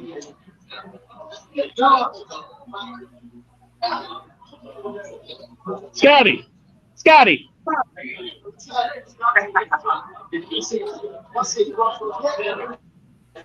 We're filming our hauls here. Dude, I got these sweet books. I got this one signed by some jabronis. Yeah. And then I got Busted Spec. I got these books too for $50. Dude, I love I Kill Giants. But anyway. It's my first one today.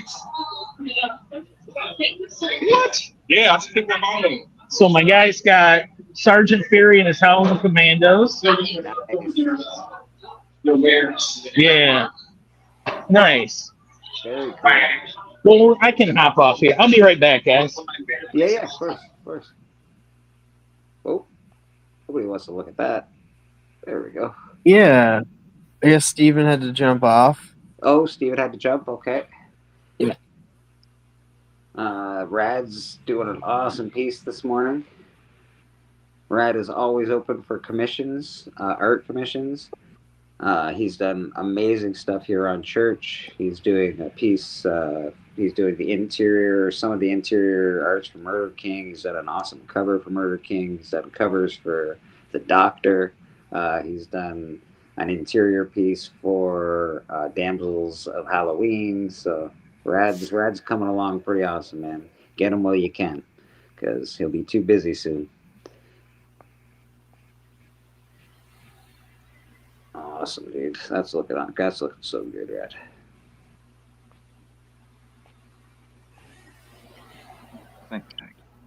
Yeah, man. All these books you see back here, those will be for sale tonight on Astonishing Auction. Come on by. We're gonna do some pricing. I actually wanted to do some pricing of these books today, so maybe we can do that while we're No, this is what time usually Steppo leaves, I think. Papa, I don't think he was mad.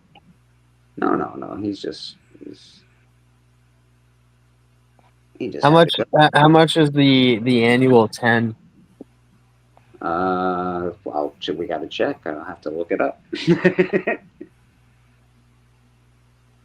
That must be cool being able to see Scotty Young like that. Yeah, I think that'd be pretty dope, eh?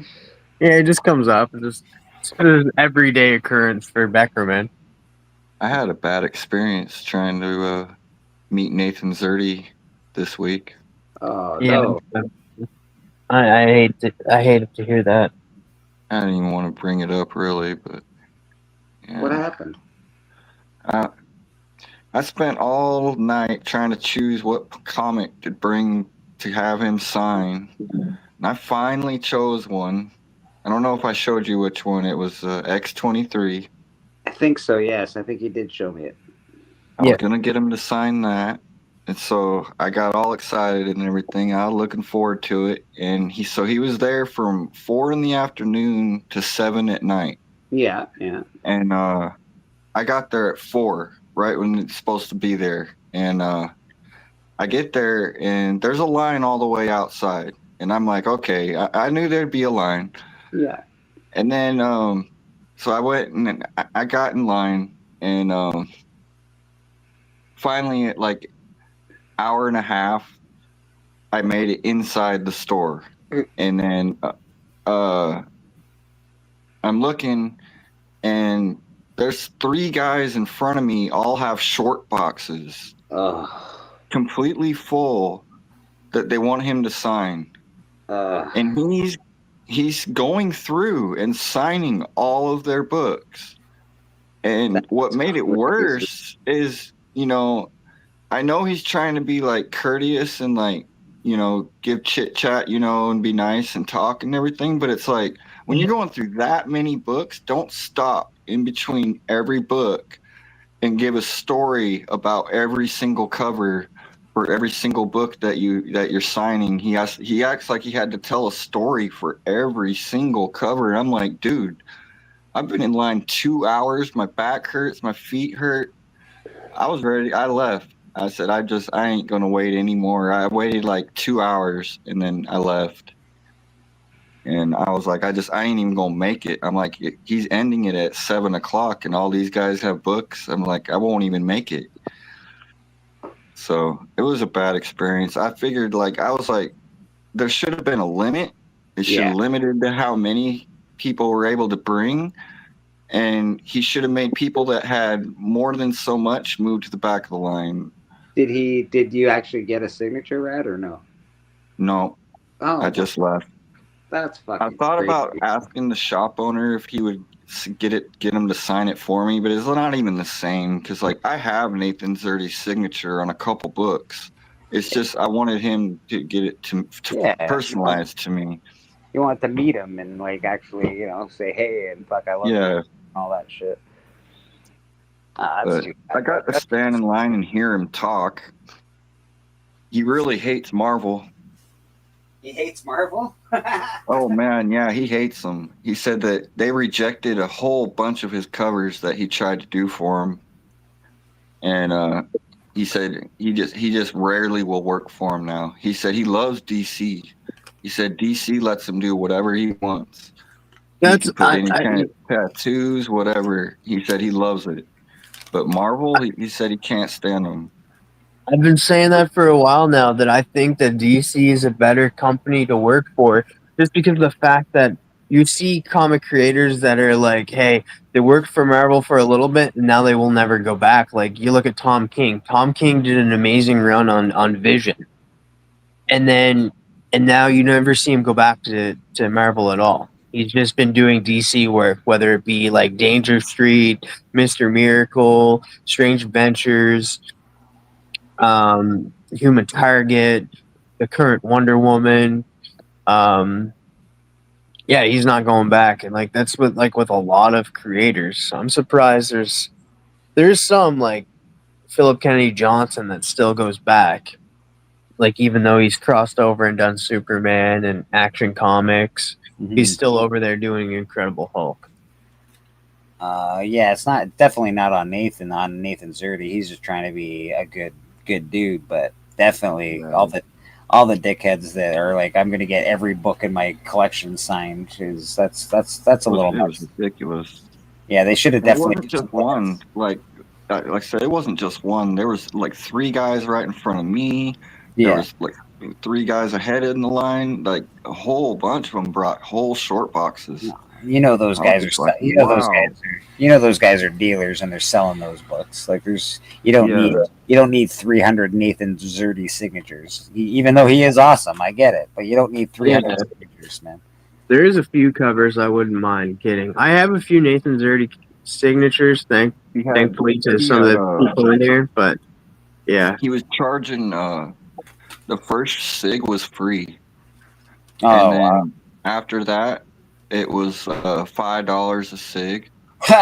Oh. And then on his table, he had books set out, and he had a short box of books, and he said that the normal books were $20 signed, and that the foils were $40 signed. And he had some beautiful Witchblade covers that I didn't know he did, that I really, really want. I was gonna buy them, but I couldn't even get to the table. That's brutal, dude. That really sucks. I know you were really looking forward to meeting him. That's a bummer. Sorry, Steppo had to bounce. Steppo, if you're watching, sorry it had to bounce. Thank you very much for being here. Steppo was here this morning. We were doing war books, and he was giving some history lessons on the war, which is very cool.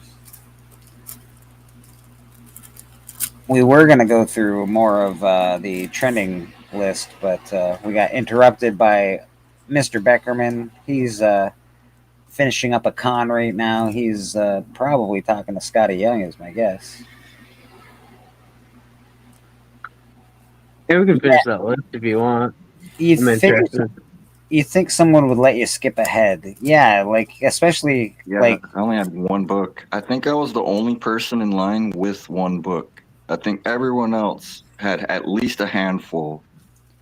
Yeah, you think, especially like it'd be nice to have a handler up there to say, okay, you've got a box of comic books, you can go, and then we'll get somebody that has a couple books, and then okay, you've got a box, you can go, and like sort of spread it out like that, because you're waiting for like 4 or 5 people with short boxes. That could take 2 hours for Pete's sake.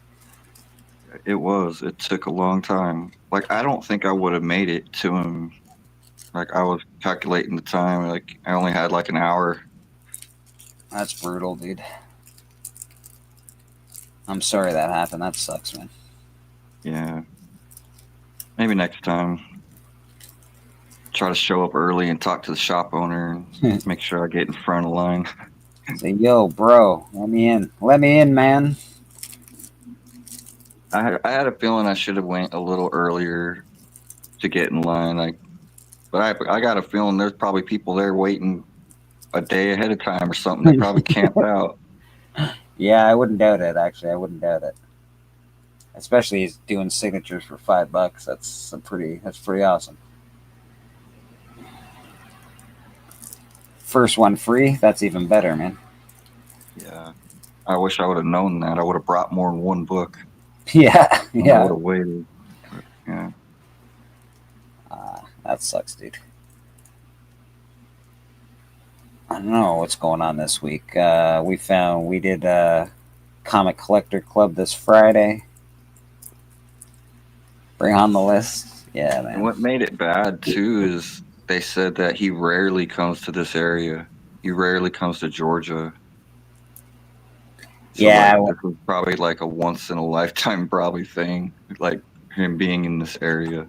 I felt like that when I met James O'Barr, and he just sort of trashed me down because he didn't want to. He did, and I understand. I absolutely understand why he didn't sign the comic book, and I don't blame him for it. But like the meeting of him, like he's the Crow. He's a pretty big idol of mine, and he was just like, "Nope, get the fuck out of here." It's like, all right, fine.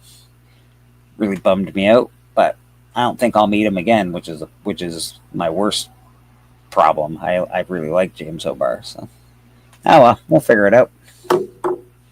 We got I think I just saw Beyond Wednesday in the chat. Nice. Yep. Going Wednesday. Let's do this. The rest of this trending 20, just for Papa Wheelie, because I know he loves it so much. Boom. All right, we got The Simpsons. This is technically the first full appearance of Simpsons in comic books. There are others, obviously. There's some magazines, some TV guides, things like that. But this is the official first comic book appearance, or stated as the official first comic book appearance of The Simpsons.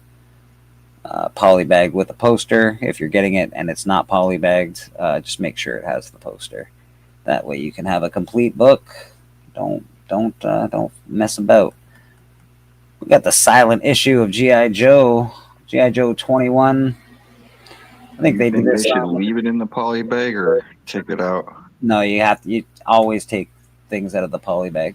I know there's blind bags, and people are like, well, if I keep one in here, it'll wreck your bag. The crease in the bag dents the book.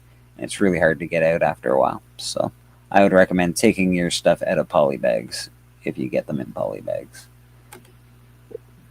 And yeah, we did do this book for book club. It was so hard to get through. With so many words. yes. Very wordy issue of G.I. Joe. Very hard to read. Great issue, actually. Really great issue. We got Absolute Batman number 6. Conclusion of the first story arc of Absolute Batman ongoing series. Second cameo appearance of Absolute Joker in Absolute Batman number 1. So That's Absolute Joker a dragon. Yeah, I know. I saw, bro. I saw. X-Men Annual 14. 14. They say it's the first appearance. This is not the fucking first appearance of Gambit, but whatever. It's fine. Even in this book, it says, read back in book 266 to see to blah, blah, blah. 266 was supposed to come out first. This book came out first. 266 is the first appearance of Gambit. Stop being silly. But this is an awesome book. I do have this book. I did buy it. They're not also that villain's first appearance, ain't it? I believe there are first appearances in this, but it's not Gambit. Good cover. It's cool. It's all right. Everything's cool with this. Debatable first. The issue is often cited as a cameo of Gambit, which would imply the appearance is brief, although he appears in 15 panels throughout the book with at least 10 instances of dialogue. Yeah, that's because the book was supposed to come out after 266. So yeah, this is not the first appearance, although I guess we can make an argument that it is. All right. Oops. Sorry about that. Let's get back down there. I would tie it maybe as a first. Maybe a lesser of the first because he's not on the cover. Yeah. And then, of course, you got the first appearance of Rogue. First and only appearance of a girl named Maddie Pryor, not to be confused with Madeline Pryor, a.k.a. the Goblin Queen. First cover appearance of Mystique, which is the one I always forget that this is her first cover appearance. I always forget that when it comes to this book. I always say, we all know it's the first Rogue, but it is the first cover appearance of Mystique, which is a pretty cool book. Mystique, yeah. Yeah, it's a pretty cool little key. Absolute Batman 1. This book's been trending for a while. I'm not huge into Absolute Batman. I do like the initial story arc of it. I don't love the fact that Batman has powers and all that stuff. Not my favorite version of Batman. Absolute Batman 13, first Harley Quinn, Absolute, and first introduction of Catwoman in her costume. So this one's pretty popular. This was a pretty hot key. Yes, sir. And this one down here, I didn't read it. I have Absolute Superman 1, I think. I didn't read it. Did. I have it too. Jason It Aaron. was alright. Jason Aaron is on this, isn't he? And Yeah. Jason Aaron really knows how to write gods. He knows how to write Thor. I think he'd be a really good person to write Absolute Superman. So I'm going to have to check it out. I've heard it was pretty good, so I'm going to check it out. I've read it. It's good. Yeah. What's it going for right now? Why is it on the hot list? I think just all the Absolute stuff is on the hot list. It's about $15. Nothing crazy. But, all the Absolute stuff's pretty hot. Oh, first Wonder Woman, that's cool. First appearance of Yeah, I heard that was really good too. First Yeah, Hobgoblin. Wonder Woman's fantastic. This has tattoos. Don't forget if you're buying this book to make sure the book has its tattoos. This book is more expensive than $300 in a high grade. These prices are very wrong. In a mid grade, you might be able to get it for cheap, $65 to $90. But high grades are very expensive for this book. A social media account associated with Sony seemingly teased the transformation of Ned Leeds into Hobgoblin. We've been saying that for, the last 5 years. Jacob, reshared a photo holding a Hobgoblin action figure, which caused future movie speculation on social media. Okay. Well, we all know he's coming. We all know that Ned's going to be turned into the Goblin. It's not like they... I don't know. We all know it already, but thanks for that information. Iron Man #1. It's the Jean-Claude Van Damme cover. Yeah, not a lot of people like this cover. I don't get it exactly. I don't hate the cover. It's pretty good, to be honest. It's not terrible. Colors are cool. Iron Man #1, first ongoing series of Iron Man, or origin of Iron Man, and identity of Big M revealed to be Whitey Frost, later known as Madame Mask, the daughter of Count Nefaria. Yeah, let's put aside that the lags are weird, but like what really solidifies it as not being that great of a cover is like big premiere issue. Yeah, yeah. I just went and bought a copy of these, actually. I'm very happy that I did. This is Ice Cream Man, the Mortal Coil Shuffle. It's a card set, a 55 card set. It's a comic book written on cards, which is absolutely freaking awesome in my opinion. So you got to read it. You read 1 to 55 on the cards. It's not a game. It's not a playing card set. But you get to read a comic book story in these cards, which I think is very cool. Story told across 55 playing cards. Yeah, it's very neat.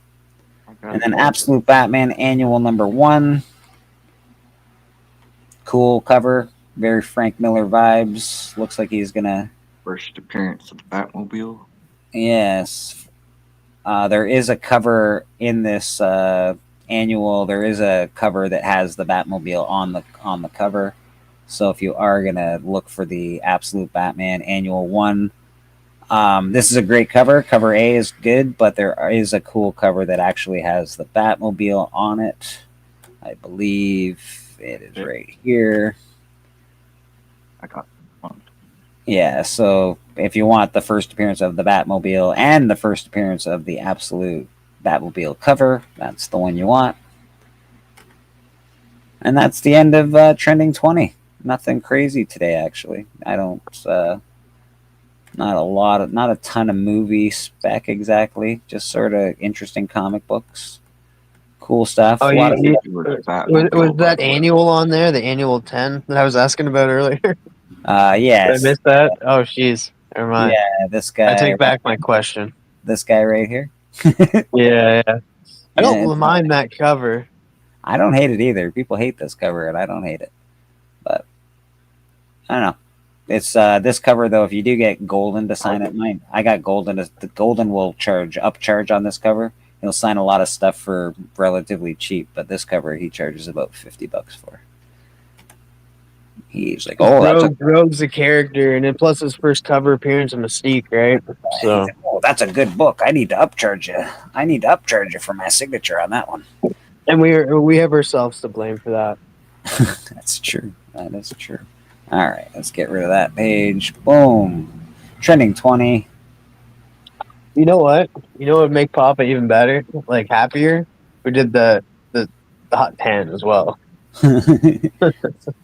What's going on, Entropy? Yeah, I think it's a very interesting concept as well. And I also enjoy Jason Aaron's writing. I don't know why they made the Joker into I don't know, what is he, like a beast, I guess? That's interesting. They did the same thing in that. Remember that movie? They ended up like they go to like Japan or stuff, and like the art style was a little bit different. And then all of a sudden, they had a big fight out. It was a bunch of big vehicles and stuff. It was kind of like that, and you made him into a snake. Or you have the Batman Teenage Mutant Ninja Turtles movie where the ooze got on the Joker and he became a snake. Papa's got a question for Rad. Who are you drawing, Rad? Looks like Marilyn Monroe to me, Papa. But hey, call me crazy. Yeah. You know, I think it could be Tom Welling. That's me. My self-portrait. Self-portrait. Yeah. I've seen Rad's face that looks exactly like him. Just like him. Just like him. That's what I hear. Yeah, trending 20. We've gotten through the comic book awards. We've gotten through the comics curing cancer. I'm wondering, any word on when those will be like there's not a huge rush. I'm just kind of curious. I'm waiting to see people's post of them getting them. I think a lot of people got their comics curing cancer stuff already. No, I meant the awards. The what, sir, Etienne? The CBC awards. Oh, yeah. I haven't got mine yet, but Brian's really good at shipping stuff out, so I'm sure they'll be out in the next week and a half, kind of thing. I assume I'll be getting a package from work when I get back there. Oh yeah, and the C3 stuff, man. Like they're already like, I got a package coming from Daymares is coming very soon. That's the Hulk 102, and then Rob already sent out tracking for my 2 Atom books. Papa, you know what? You don't like anything we do here at church. You don't have to be here, buddy. Fuck the awards. Fuck the top 10. Fuck the top 20. Fuck this. Fuck that. You know, you don't have to hang out, man. You don't like anything that we do here. Looks like Anna Nicole Smith. It does look like Anna Nicole Smith, but more of a. Yeah, it's that beauty mark that really solidifies Marilyn Monroe.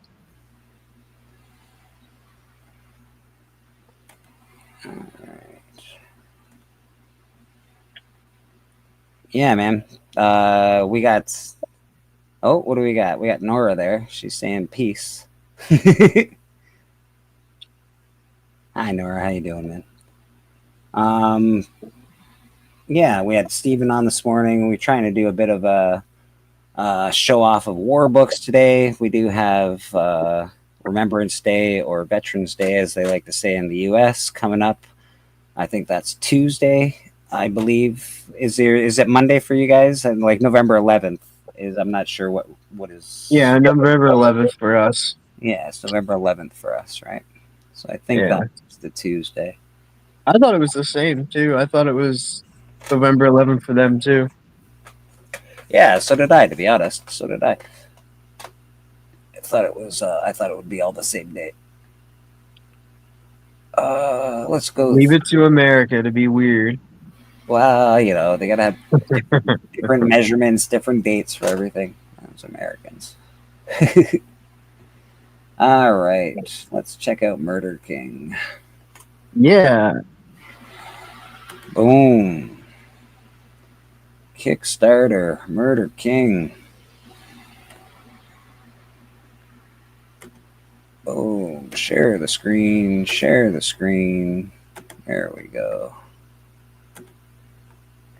All right.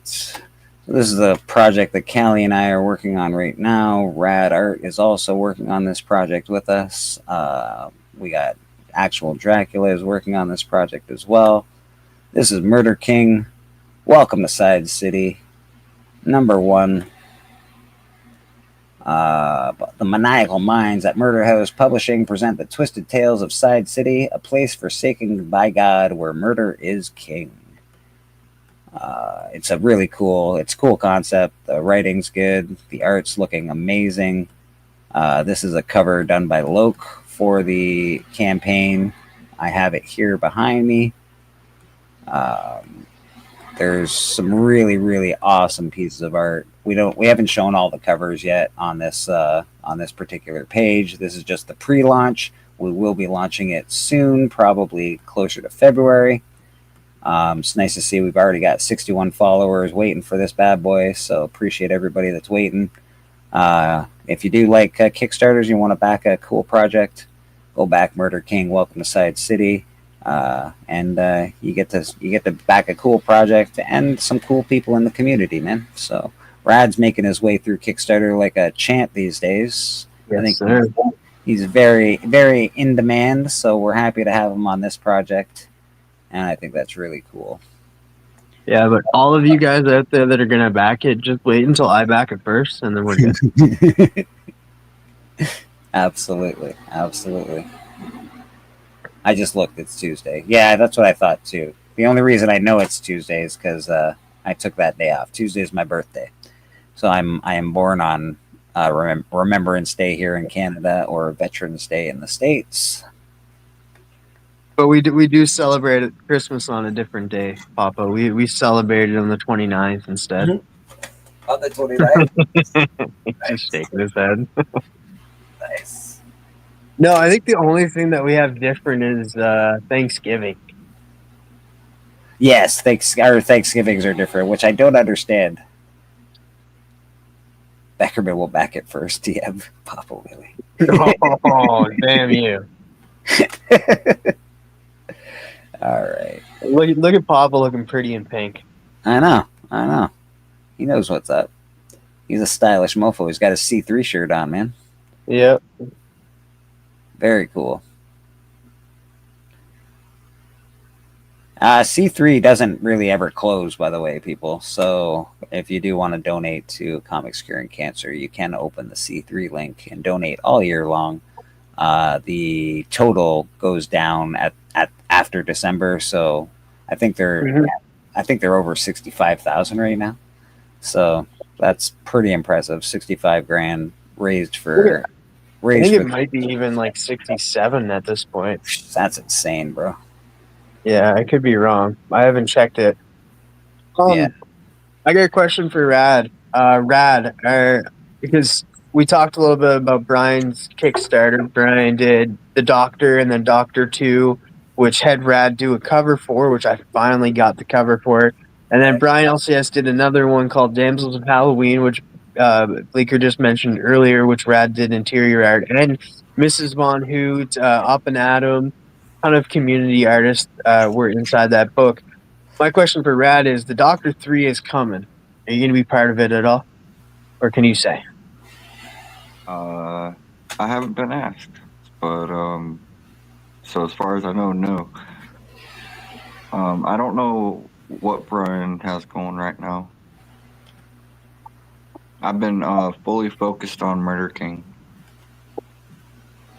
We appreciate it, my man.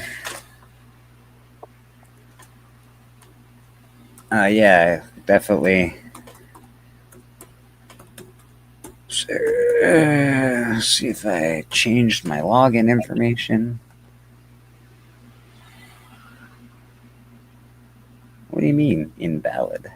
Oh, it's still at 65. I thought it went up. But yeah, I'll do a cover for him if he asks. I can do like a cover, but I'm always open to commissions. But I like his. He's found pretty good interior artist, I think, for that book. I think it fits it well.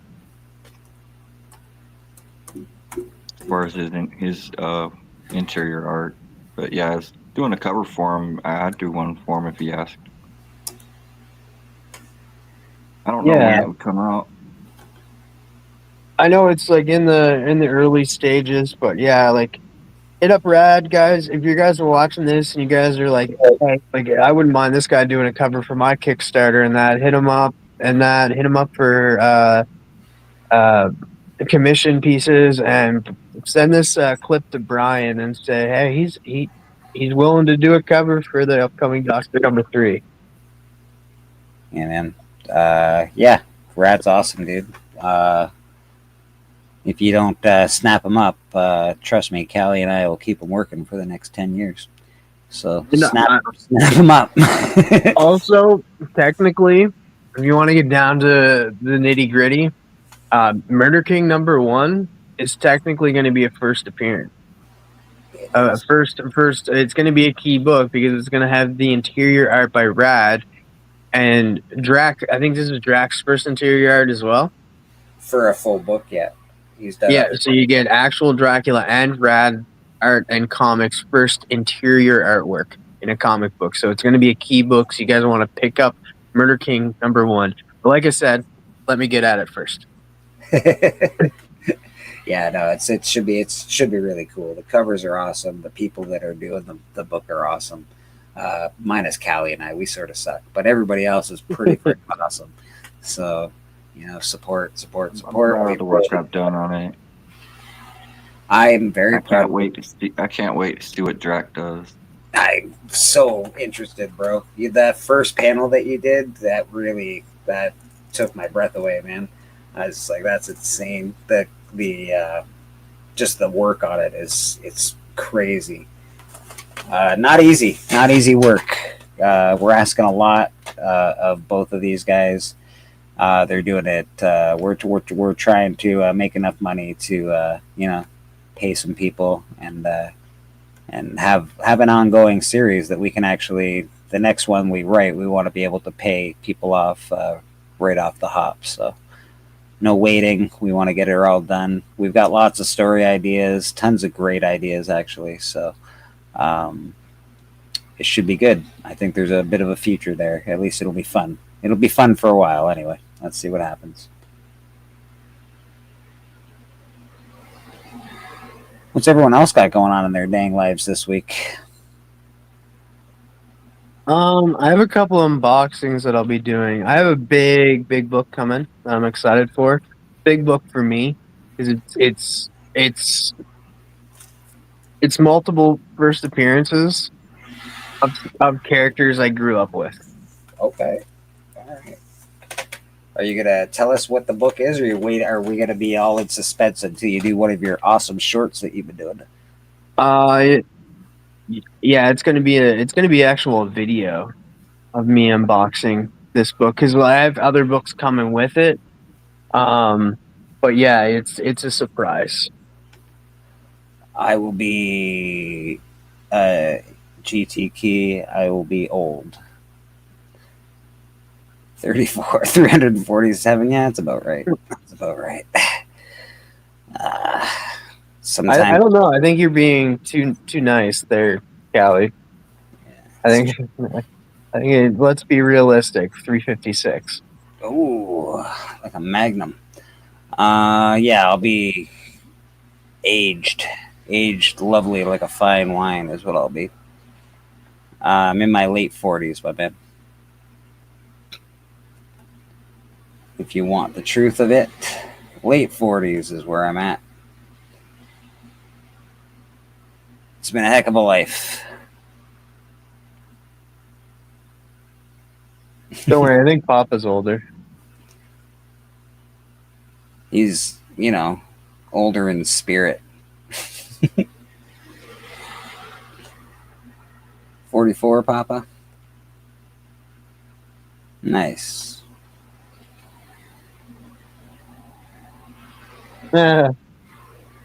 Appreciate you, Rude. I appreciate you, Rude. Mr. Real Rude 6 in the house. How you doing, Rude, brother? Good to see you, my man. What's up, Rude?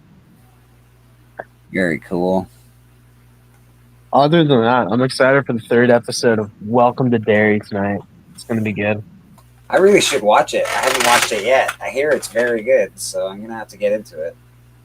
But it looks freaky, so I'm going to have to watch it during the daytime. I can't watch it at nighttime because then I'll get scared like a little girl.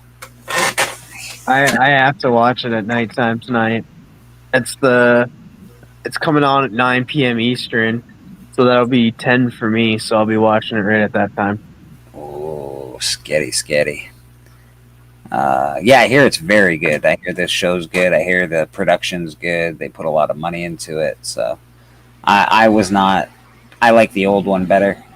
I'm always probably gonna that's not always the case, but I do like the old one better.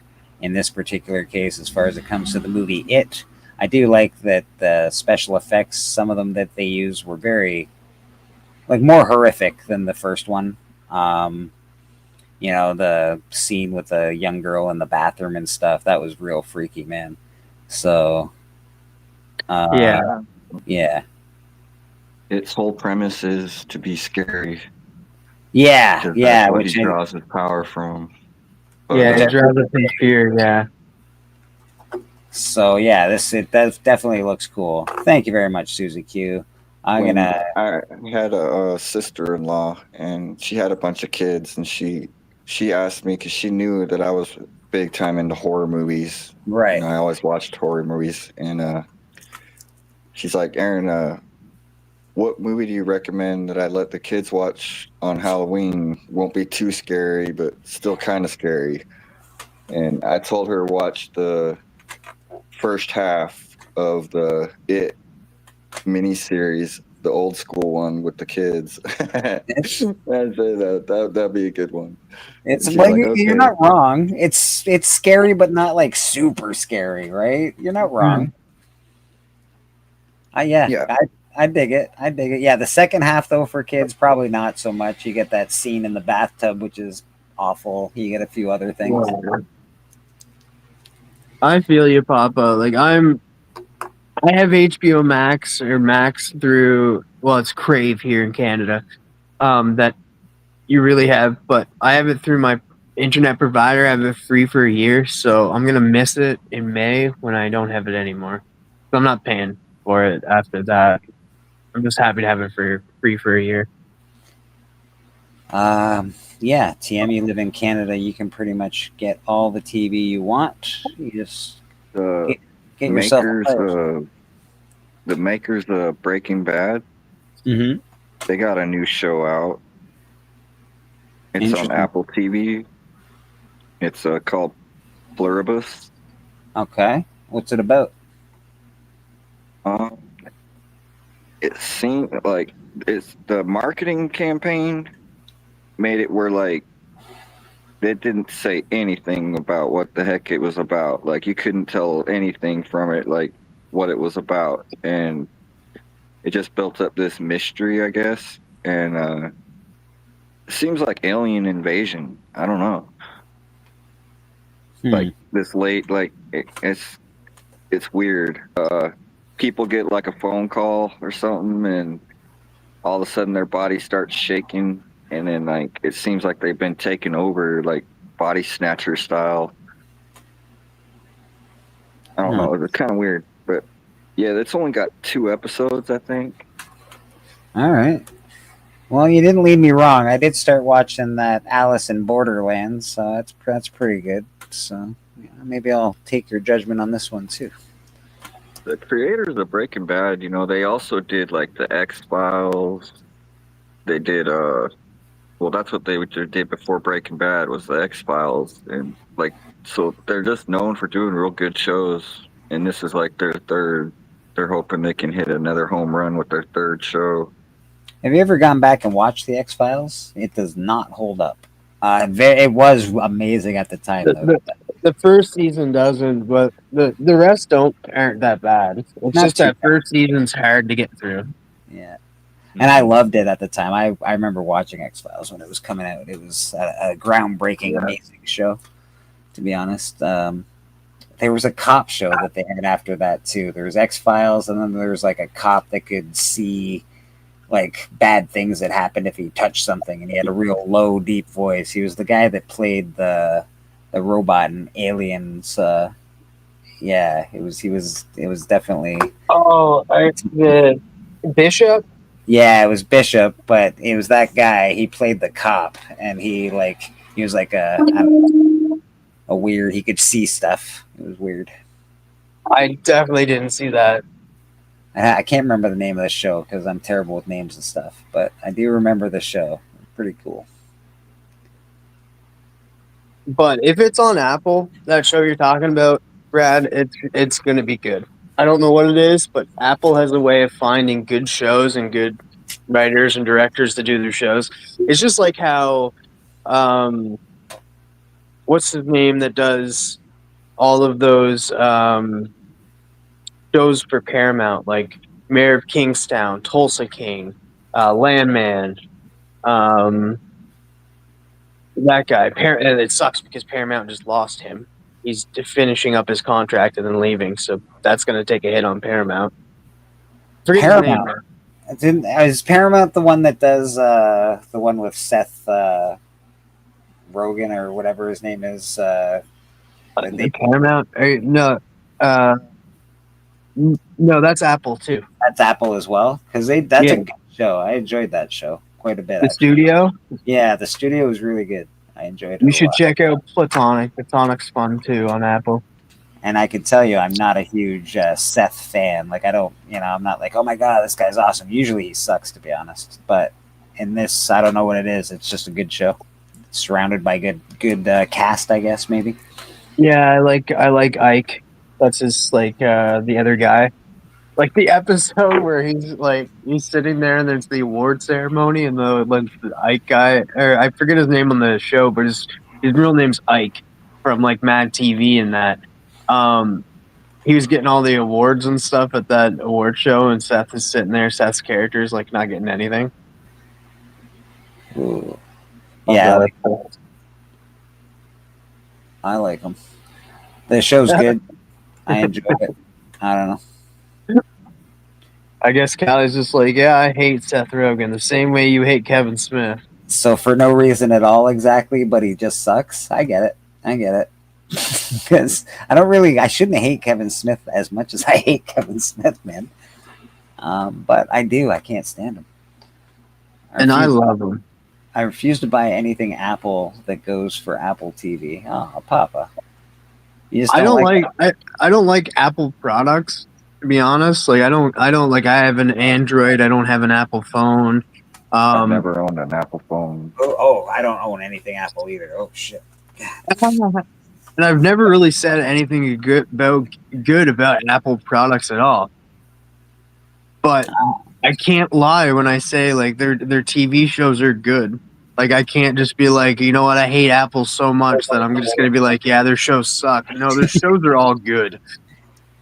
See, Comics Embrace is my man right there. He also hates Kevin Smith. Way to go. Elon Musk was on Joe Rogan's. Again? And they were talking about Tesla. Uh-huh. And Elon Musk said that he has a big unveil coming at the end of the year. And he hinted at flying cars. Well, okay. I don't think we're there yet. Can he make a nice looking? Can he make a nice looking car first? But that's what he was hinting at. Let's go. Let's just start with a nice looking car, because that Tesla fucking brick that he made looks like shit. But I do love the technology. I don't hate Elon Musk for that whole. Joe Rogan actually brought that up. He said that he should make a AMD division. Yeah. Where they make cool side effects and stuff on the cars. And yeah, man. Yeah, like do something cool. I don't know. And he showed him a picture of a new bus he made. All right. And the bus looks pretty cool. It looks like a bullet. Looks really futuristic. Yeah. He said that's his whole goal is to just really make everything look futuristic. He wants to live in the future now because he said his son, XYZ12375, whatever his son's name is. Yeah. Yeah. He said his son says it feels like we still live in 1980, and he's Man. he wants Yeah, it but to what feel the, like the what future. the future looks like to him isn't the future that it looks like to everybody else. Like he's making weird looking stuff, man. The Future of Tomorrow, I thought was pretty good. Was it The Future of Tomorrow? I can't remember. There's some futures that I think look pretty cool. Yeah, and Callie makes a good point. Like people can't even drive cars. Yeah, you're not Like wrong. if they do make flying, like they should get the whole self-driving thing. They should get that down to a pat, right? Like they should get that like fully done. And when they introduce flying cars, because I don't care how much training anybody has. Callie's strictly like 100% right. Like I'd be scared of some people flying cars. So I want them to fully you can use automate it as that a they weapon, would fly but themselves. I have a feeling it's going to be totally automated. Just like, you don't drive those Teslas. The Teslas drive themselves. And I think he's thinking about doing that with flying. Like, it'll fly itself. You just type in where you want to go, and it goes. I also believe that they'll be much like here on it'll be just 3D everything. There'll be streets in the air. They just won't be actual streets. They'll be. What made me nervous about what he said is he has They'll be another paths. plan. They'll be paths that you have other. That's all. He has some other big financial plan with AI, and I wasn't on board with all that. Like he's all in on AI. Well, they have to police the sky first. They have to make like lanes and stuff, and like people going have to be at this altitude. People coming have to be at this altitude. Like there's a lot of groundwork that has to be covered before we get to flying cars. Like tons. There might be one or two people that have like a flying. I don't know, because I think people are making flying vehicles right now that are like basically there's been like garage builds. yeah, like they look like little or bigger versions and you think about like teenagers getting their flying license, because that's what it'll be called. It'll be a flying license now. They like to be reckless sometimes. They like to speed down the road or be edgy and do some crazy stuff. You imagine them in a flying car? They're like, oh, woo! Yeah, think Fifth Element. That's what I think. That's how I think flying. That's what it'll be like. There'll be lanes that you actually have to be in. Like it'll be but there's so much groundwork that has to be laid before we even get there. Never mind these flying cars yet. Although I wanted flying cars. I loved the Jetsons when I was a kid. So I really thought that we'd be there by now. But we are not even close, in my opinion. But hey, who knows? We'll get there maybe.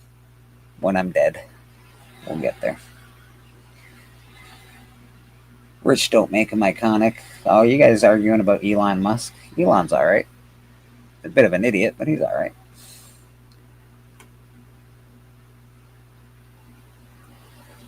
I don't begrudge people of their money or their station in life. Good for them for getting there.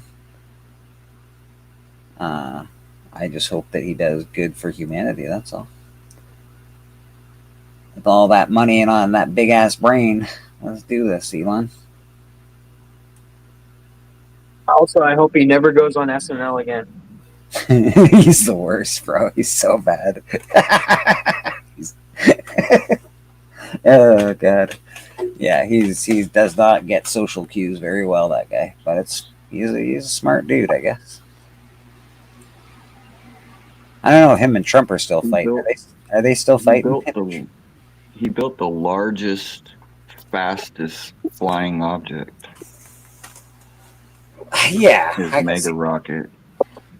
Are him and Trump still like in the bad books? I know they were fighting for a hot second there. I think so. Yeah. Yeah.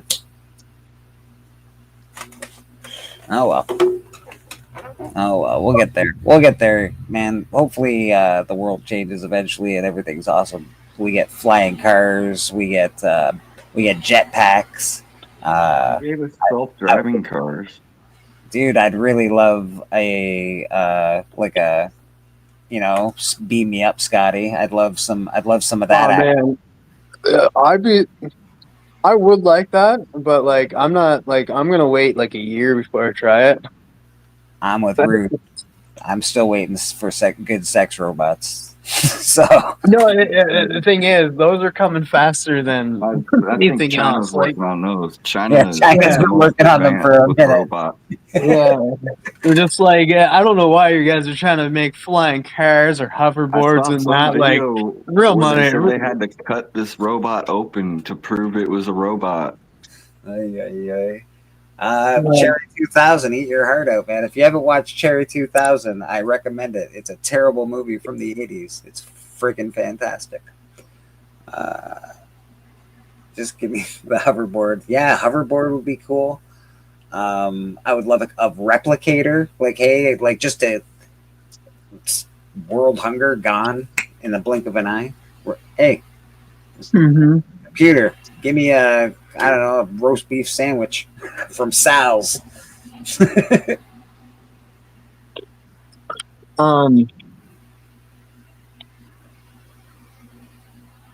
Yeah, whatever happened to hoverboards? They like gave up on that idea. They were like, we're gonna make it with wheels and call it a hoverboard, but it's not really a hoverboard. But you guys won't understand it. I think during the lockdown, I think Doc there did a deep fake hoverboard commercial basically, and everybody was all like, "Oh my God, hoverboards are real!" They're not. They don't exist. They could exist, but you'd have to have an arena for them. You'd have to build magnets into the ground and have opposite magnets on the boards. To have something like that, you have to build infrastructure for it. It's all magnetic and stuff, so they'd have to change roads. They'd have to do a whole whack of stuff if that's the way they're going to make hovering cars and hover stuff. They would have to do that now. Every road they took out, they'd have to add, I don't know, whatever magnets to them to make an opposite of a hover car. I don't know how to do it because I'm not a scientist, but that's how it works. And then they probably have to have a clip that the car would be on anyway, because they wouldn't want it just to be pushed right off. So you'd have to be connected somehow. Yeah, I don't know. It's weird. High-speed rail. Yeah, exactly. High-speed rail electromagnets. It's exactly what they'd be doing. But yeah, man, I could use some future stuff, though. That would be cool. A world where we all got along and just wanted to go towards the future. I could use some of that in my life.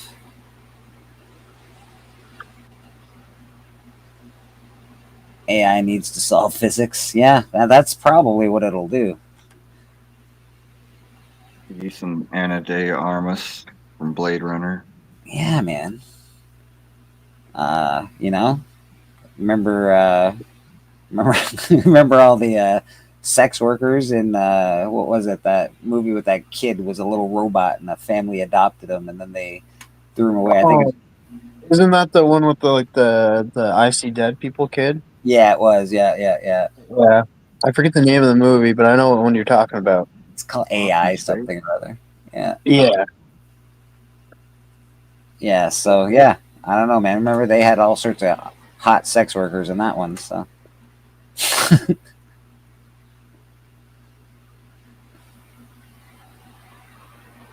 What did that kid say? My dad said math is canceled or some shit. Yes. Yeah.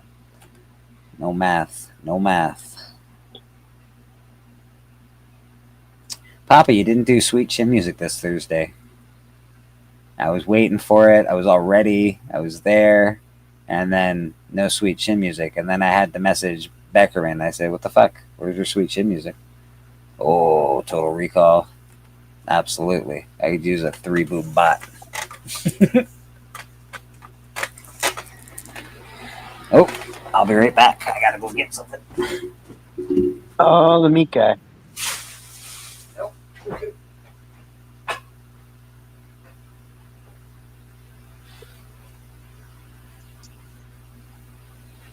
Mhm. So yeah, other than that, the movie I want to go see, I'm hopefully gonna go see Predator: Badlands. Hopefully see that. If not, I'm still gonna definitely go see. I think I want to go see Now You See Me 3. Now You See Me, Now You Don't. That looks really good. I loved the first two. And then I'll probably go see Five Nights at Freddy's 2 as well.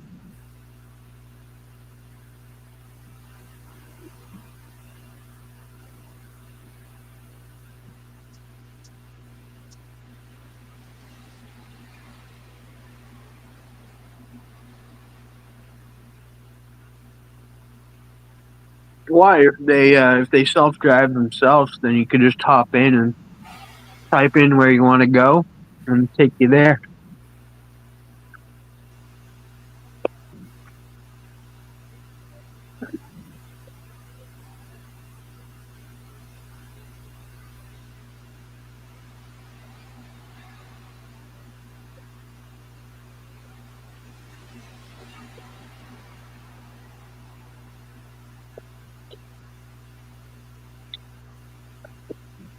Oh, you're not that far behind, man. Like the last, that was only a couple of months ago. I just like going to the movies. I haven't gone since. I did see FF in theaters, but I saw the Naked Gun. I saw the Naked Gun in theaters. Cool.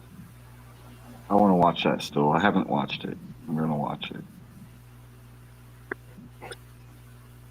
There's a real chick with three I boobs. actually like Liam Neeson. Oh yeah, I he's don't like actually really funny. I don't like the whatever movies where he saves his daughter. Oh, Taken. Taken, yeah. I don't like those, but like some of his other movies are really good, like The Gray, and a couple of the other ones, where he's like a sniper that takes out wolves. I like that one, but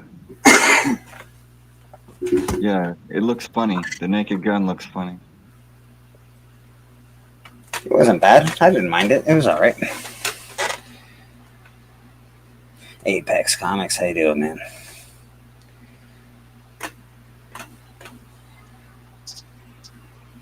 Yeah, it was funny. I saw it in theaters. I was happy to see it in theaters. I think that's the last movie I saw. So yeah, I need to.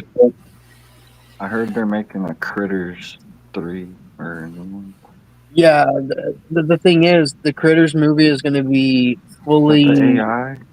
Yeah, it's the fully AI written movie. Your Rival starring Charlie Sheen. Interesting. Mr. Tiger Blood himself. New Frankenstein is awesome. I haven't seen it, but it's on Netflix, right? I think there's a Frankenstein that came out on Netflix recently. Yeah, I just I think watched that it. was that the movie Guillermo Papa? del Toro. Papa, was that the movie that Legion came in and said that it wasn't that good? Last time I spied, was that the movie they were talking about? I've heard good things about it, to be honest. I haven't heard bad things about it. What?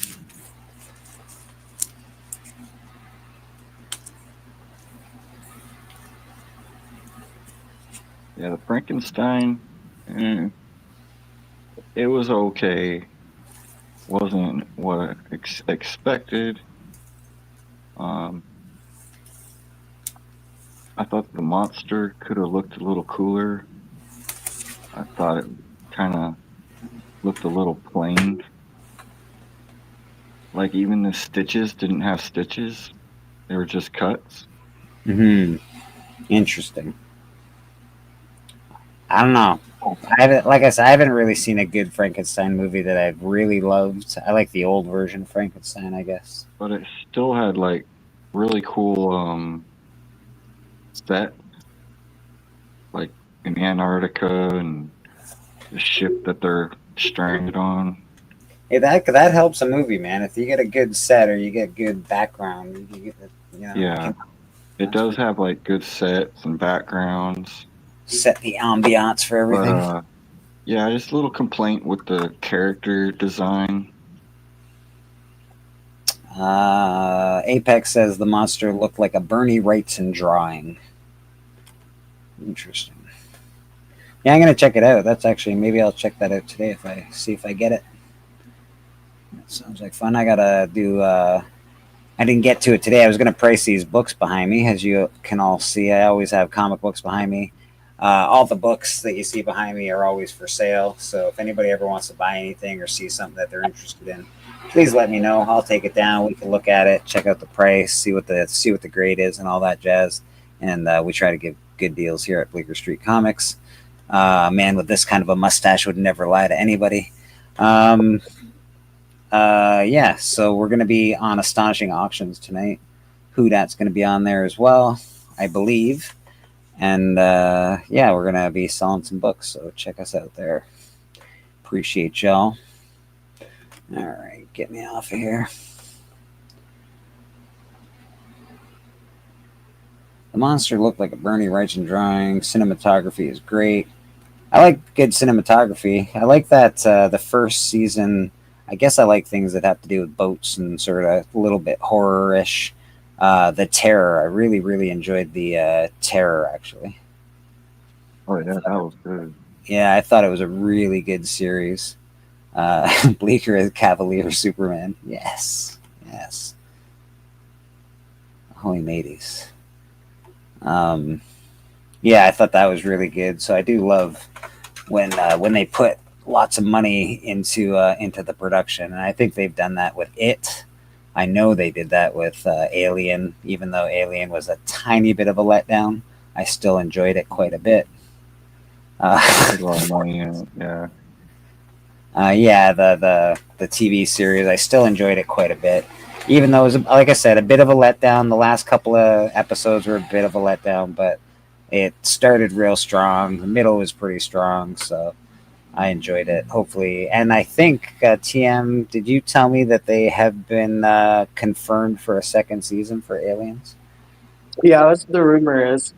That's been confirmed. It's flying around that they're going to be continuing with the second season. Okay, well, that's how they wrote it, so they better get to a second season, because if they don't, that's just crazy. So that was really good. I do love a good high production value when it comes to stuff. Although when it comes to horror movies, I like the lower the production, almost the better. At least it was back then. I love all those 80s crappy horror movies. They're hilarious. All right, we should probably go around the horn. Let's get the heck out of here soon. See what everybody's up to this week. Mr. Radar and Comics just sort of crushed this piece of art on Church. Rad, is this a commission for someone in particular, or this could be anybody's if they claim it in the chat or message you on IG and say, hey, I want that? What's going on with this piece? Yeah, this can be anybody's if they want it. I just did it for here at Church. Yeah, hit me up if you want it. Or if you feel like you want another commission, you want Rad to draw you something else, Rad's got a ton of awesome art. I'll show a piece when I say my nonsense today, but man, awesome stuff, Rad. Done right here at Church, live, just like that, man. Really awesome, dude. And Rad is also going to be on Murder King. He's got a book out with Brian LCS, or a page out with Brian LCS. He's got stuff going on in his life, man. Get him while you can. He's no joke as far as an artist is concerned. He's on time, punctual, gets your art pieces out in a manner, fashionable manner. Mr. Papa Wheelie, are you actually going to be doing Sweet Chin music this week? I'm not going to be disappointed. I'm not going to come home from work and be like, man, I can't wait to watch Sweet Chin music. All my friends are going to talk about wrestling, and then I'm not going to be disappointed when it doesn't happen. Okay, good.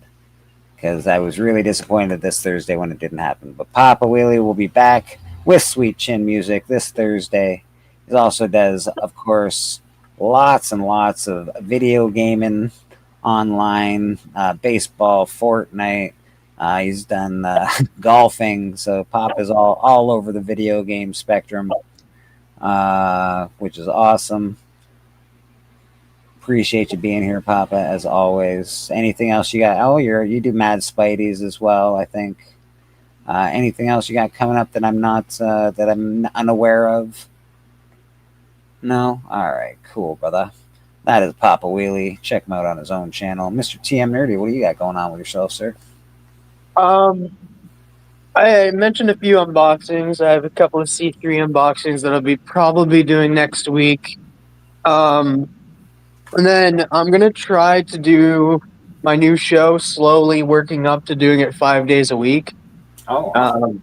It'll be short show, short form, maybe 6 minute to 7 minute videos. I want to try to push myself to do it every day and then get it out every day, do a little bit of editing to it, and then put it out. So it'll be earlier on in the days, but I'm probably going to try to start that on Tuesday, maybe earlier. And then push my way to get it 3 days or 4 days a week or 5 days a week. And then, yeah. Then Biggie Shaq's channel will be reviewing Deadpool Batman #1, the new one that just came out. And we all have it. All of us have the issue in hand, and we're all rating the covers on the covers that we have. That's a terrible idea. So that'll be Wednesday on Biggie Shaq's channel.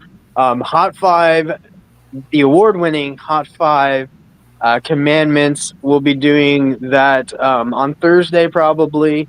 I have my list ready. I think Biggie has his list ready, and my list is going to be strictly cartoon related. So I did a fun one this week, so tune in for that. And then Collector Club on Friday, and then I'll probably be over on Paul and the 619s on Tuesdays, probably Trev the Shipping Guru on Wednesday, after or before book club. Probably jump on the Comic Vets channel if there's room. Mad Spidey's on Saturday, and then back here for church on Sunday. You're the busiest cat in the community. Holy smokes. And of course, I'll be here every Sunday for church. We try to put out a couple videos during the week as well. Sometimes I don't because I get lazy. Other times I do because I like it. And also we've got, I did a LCS video yesterday where I picked up these cards. I honestly recommend going to pick up a pack of these cards. They're not very expensive. I think they're about $9-10 or something like that, Canadian. So what's that? Probably $5-6 American, something of that nature. They're pretty cool. It's comic book form. It's a comic book in a pack of cards. I think that's really cool. It is Ice Cream Man. Ice Cream Man has been optioned, apparently. Everything's been optioned, so don't let that sway you. But this is pretty cool. I think it's a really neat thing. So Ice Cream Man's got cards. I think it's pretty cool. Hey, Drew, how you doing, brother? Yeah, man. So yeah, I think that's pretty much it. Catch K-pop tonight. I think she'll have a show on later. And I think that's about it. They're selling for $20 on eBay, and everyone has sold out of them. Yeah, my comic shop has like 15 or 20 packs. I should probably go buy more then. The first Skin Breakers Treasury #1 is selling for $100 as well, or $150. I'm like, are you kidding me? Get the frig out of here. So I'll be waiting for that one to come down in price, because that's ridiculous. But I do like those cards. I like the Ice Cream Man series. I love the idea. I love the covers. I like horror. I like anthology stuff. Sold a pack for $30. Yeah, dude, that's crazy, bro. Yeah, Apex. It's really cool. A mini comic inside 55 cards. It's just a really cool idea. Yeah, I think it's really dope. But I think that's all for us here at Comic Book Church. We've taken enough of your time up. Go check everybody else out. Sub everybody up. Enjoy your lives. Enjoy your Sunday. And I'll find something to get us out of here with. I haven't done... No. Yeah, I haven't done this in a while. She always fingers me every day. Papa, that's not what that means. So what are you trying to say? That she can finger me, but I cannot finger her? That's definitely not what that means. Hey, I am the head of the household. I can finger anybody I want. I can finger anybody in this restaurant. You. No, not you.